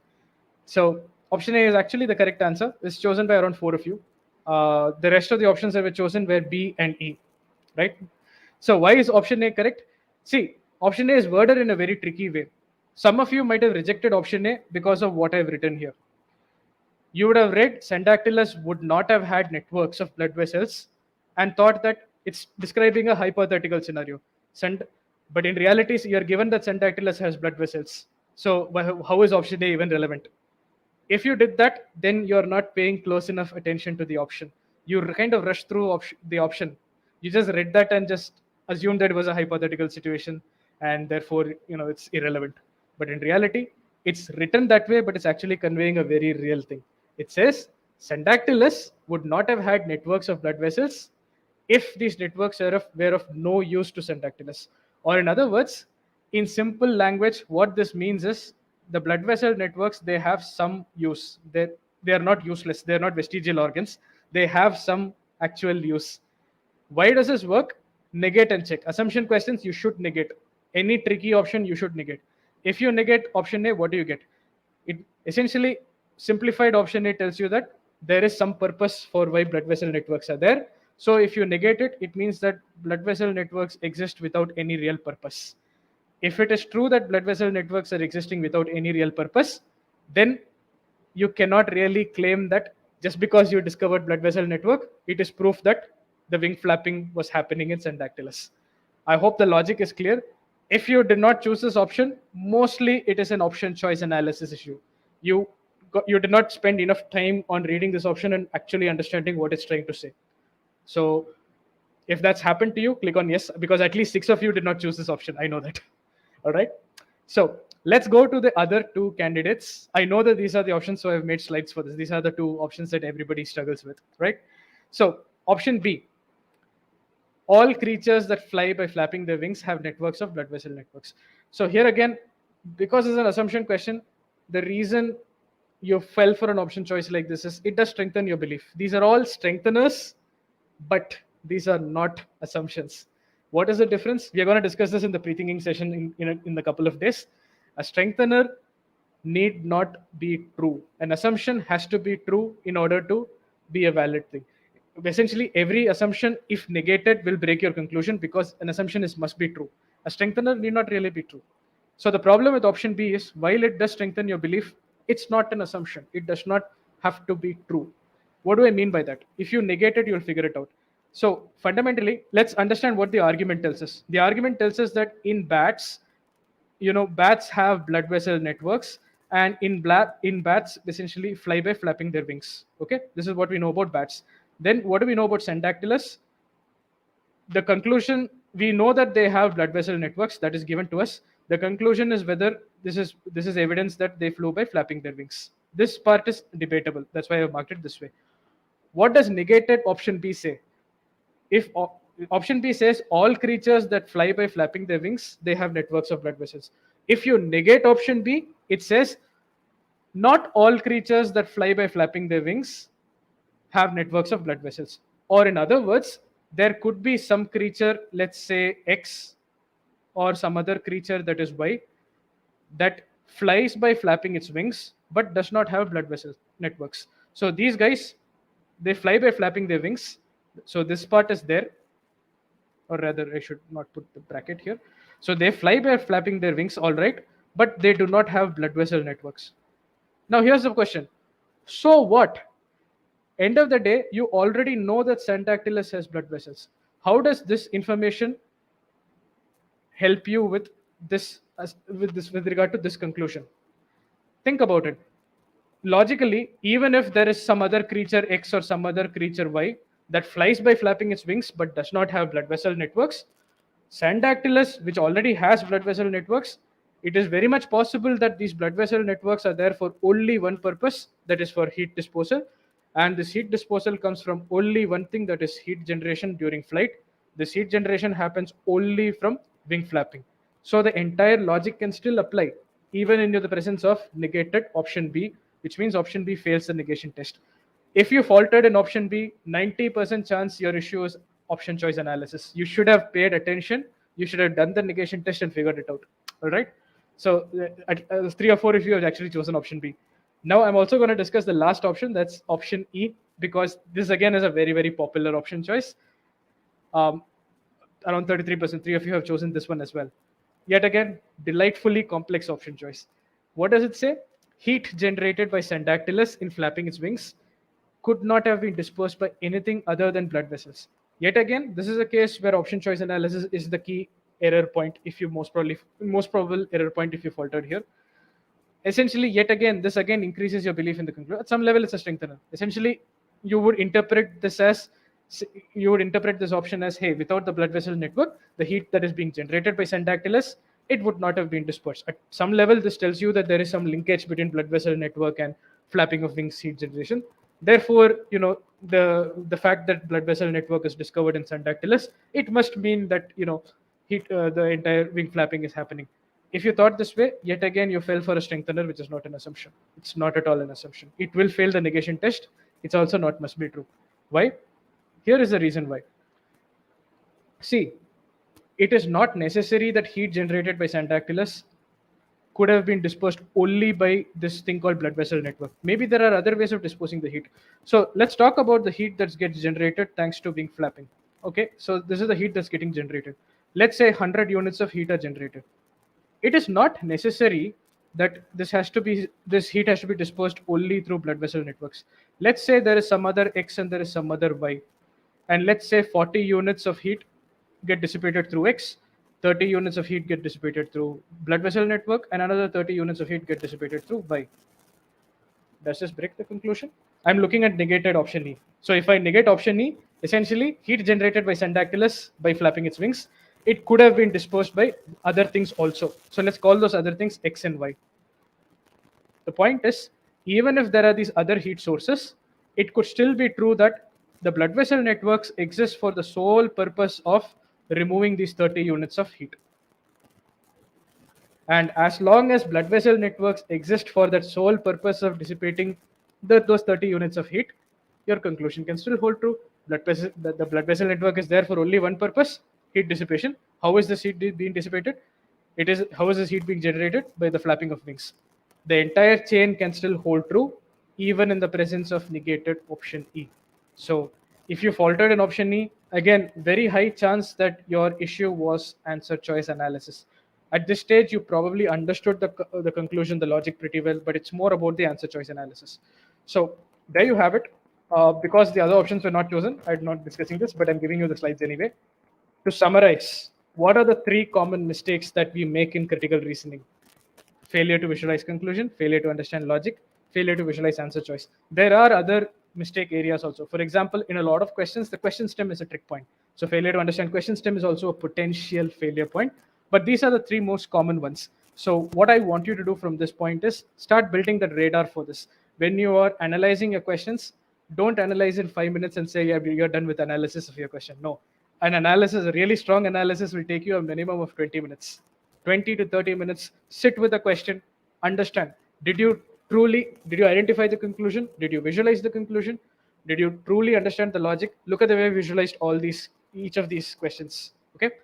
Then, did you falter in option choice analysis? If you selected a correct choice, did you actually select it for the right reason? All those aspects you need to analyze. If you're doing that, trust me, getting from 700 to 740 is actually doable. For a lot of people, even if you don't do this much of analysis, you will still be able to get 670, 680, but you will start plateauing. That next push from 700 to 740 plus, that happens if you do this. This is what in eGMAT parlance we call a strategic review.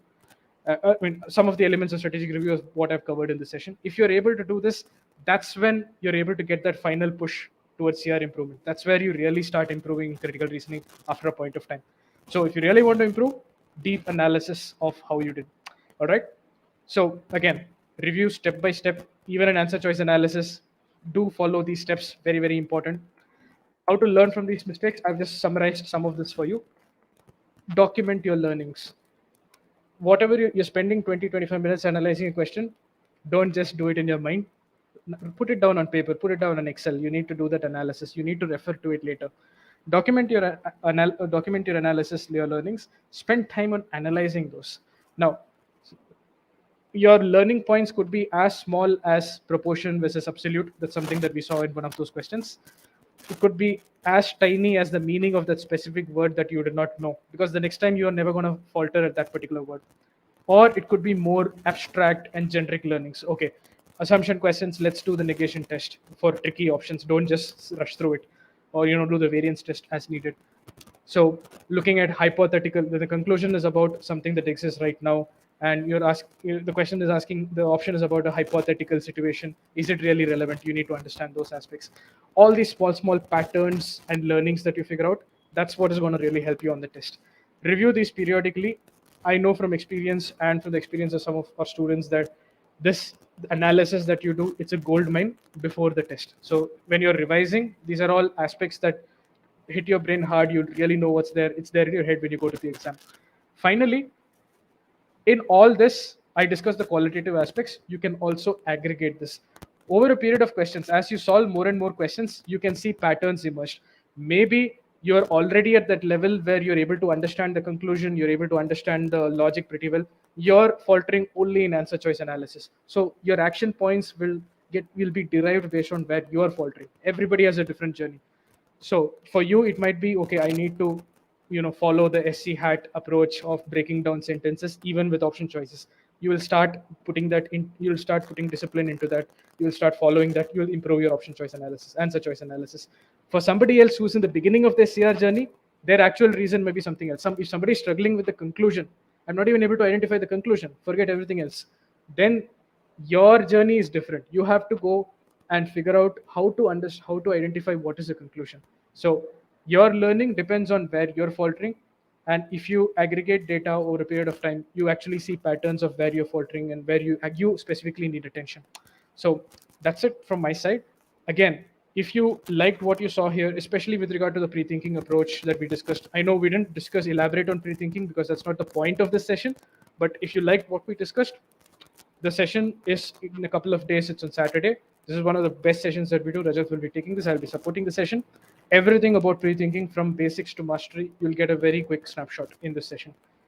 Algebra, inequalities, absolute values, whoever really needs support in this can benefit from this particular session as well. So with that, I'm done with the session. If there's any quick comments, thank you, DSR58. Thanks a lot for that. I hope our approach to the not just negation test, even the variance test in question one. I hope all these things were really clear. Thanks, Babar. Can you go back to previous page? Yes, I can. I am assuming you're talking about this page, but don't worry, I will give you the PDF. All right. I think it's already been shared at this point. Yeah.